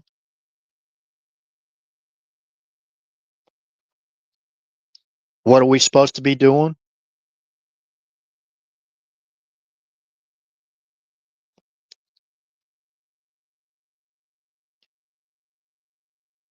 Remember, and it said, and the Lord said, this is again Genesis chapter 6, verse 3. And the Lord said, my spirit shall not always strive with man, for that he also is flesh, yet his days shall be 120 years. We got this book of Moses, they call it the Torah, right? 5 books of Moses. We got the Old Testament, the rest of it. We have the entire New Testament. We know what we're supposed to be doing. Now, apologize for the going to the blue screen there and almost losing the live stream, but I have to keep very close eye on it. They don't like what I'm having to say. Hey, if you're a consenting adult, I'm not going to be apologetic, and you're doing whatever you're doing, and with 2 consenting adults, you and another adult in the privacy of your own home, that's your own problem. Leave me out of it. I don't want to even hear about it. Don't ask, don't tell. I'm a don't ask, don't tell kind of guy. That's the problem. You're going to have to face a judgment day, whether you believe there's judgment, going to be judgment or not. I'm not your judge. I just know what we're supposed to be doing. That's it. To be able to survive in a civil society. And why did God destroy the earth with a flood? And God saw that the wickedness of man was great in the earth. This is Genesis chapter 6, beginning with verse 5, beginning a new paragraph or thought or idea. And God saw that the wickedness of man was great in the earth, and that every imagination of the thoughts of his heart was only evil continually. And it repented the Lord that he had made man on the earth, and it grieved him at his heart. And the Lord said, I will destroy man whom I have created from the face of the earth, both man and beast, and the creeping thing, and the fowls of the air, for it repenteth me that I have made them. But Noah found grace in the eyes of the Lord.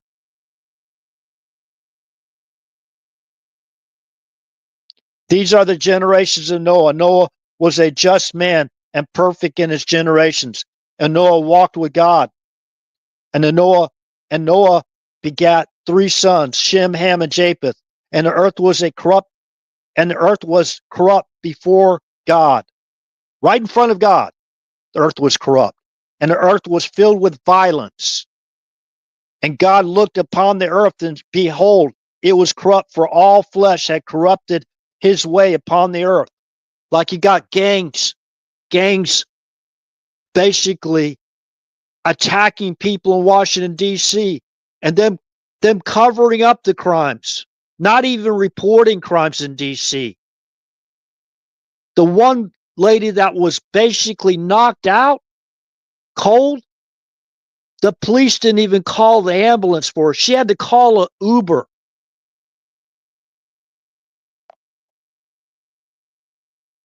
We don't think God can see? He told us what we have to do. We got to do it, whether we like it or not.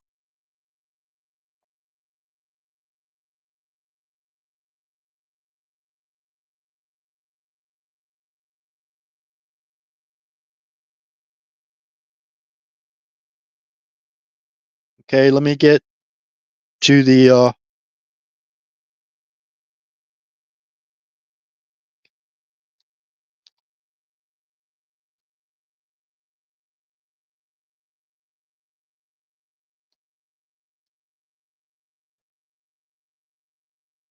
I'm going to get to the seed of Ham real quick. And the archaeologists have proved this, just proved this. You can see it on like his Discovery Channel, or I can't remember what channel it was, but I think I shared that link before. And the sons of Ham, Cush, Mizraim, and Put, and Canaan. Okay. You know that Cush, archaeologists have figured out that Cush was doing trade with Put. Okay. And we got the area and everything. And Cush, the tribe of Cush, whatever, just disappeared. They disappeared. Okay. So,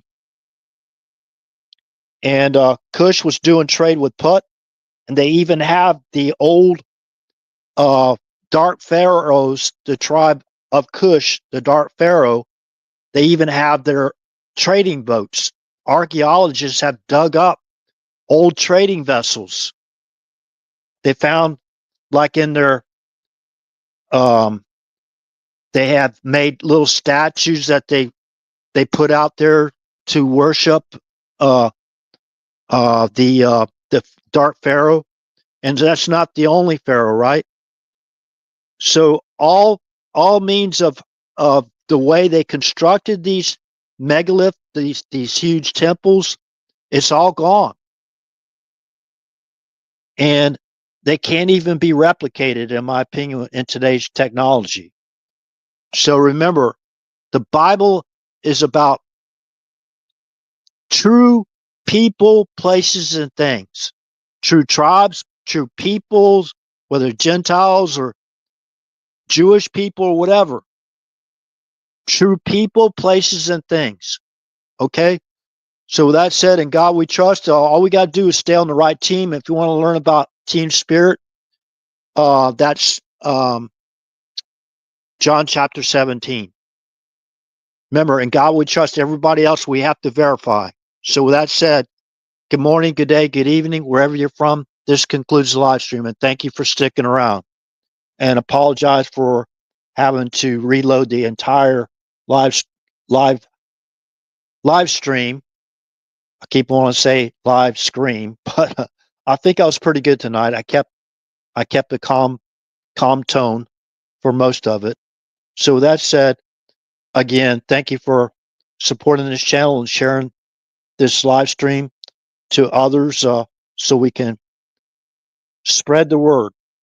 And again, I can't stress this enough. Please pray for our president. Please pray for peace, that he's able to reach to a peace treaty today, or at least a ceasefire, and follow and pray for a peace treaty. Remember Matthew chapter 5, verse 9. Blessed are the peacemakers, for they shall be called the children of God. What an honor it would be to be called a child of God, wouldn't it? As Christians, we believe we are his children, right? We're not excommunicated. Okay, so with that said, good morning, good day, good evening, wherever you're from. This concludes the live stream, and God bless. Thank you.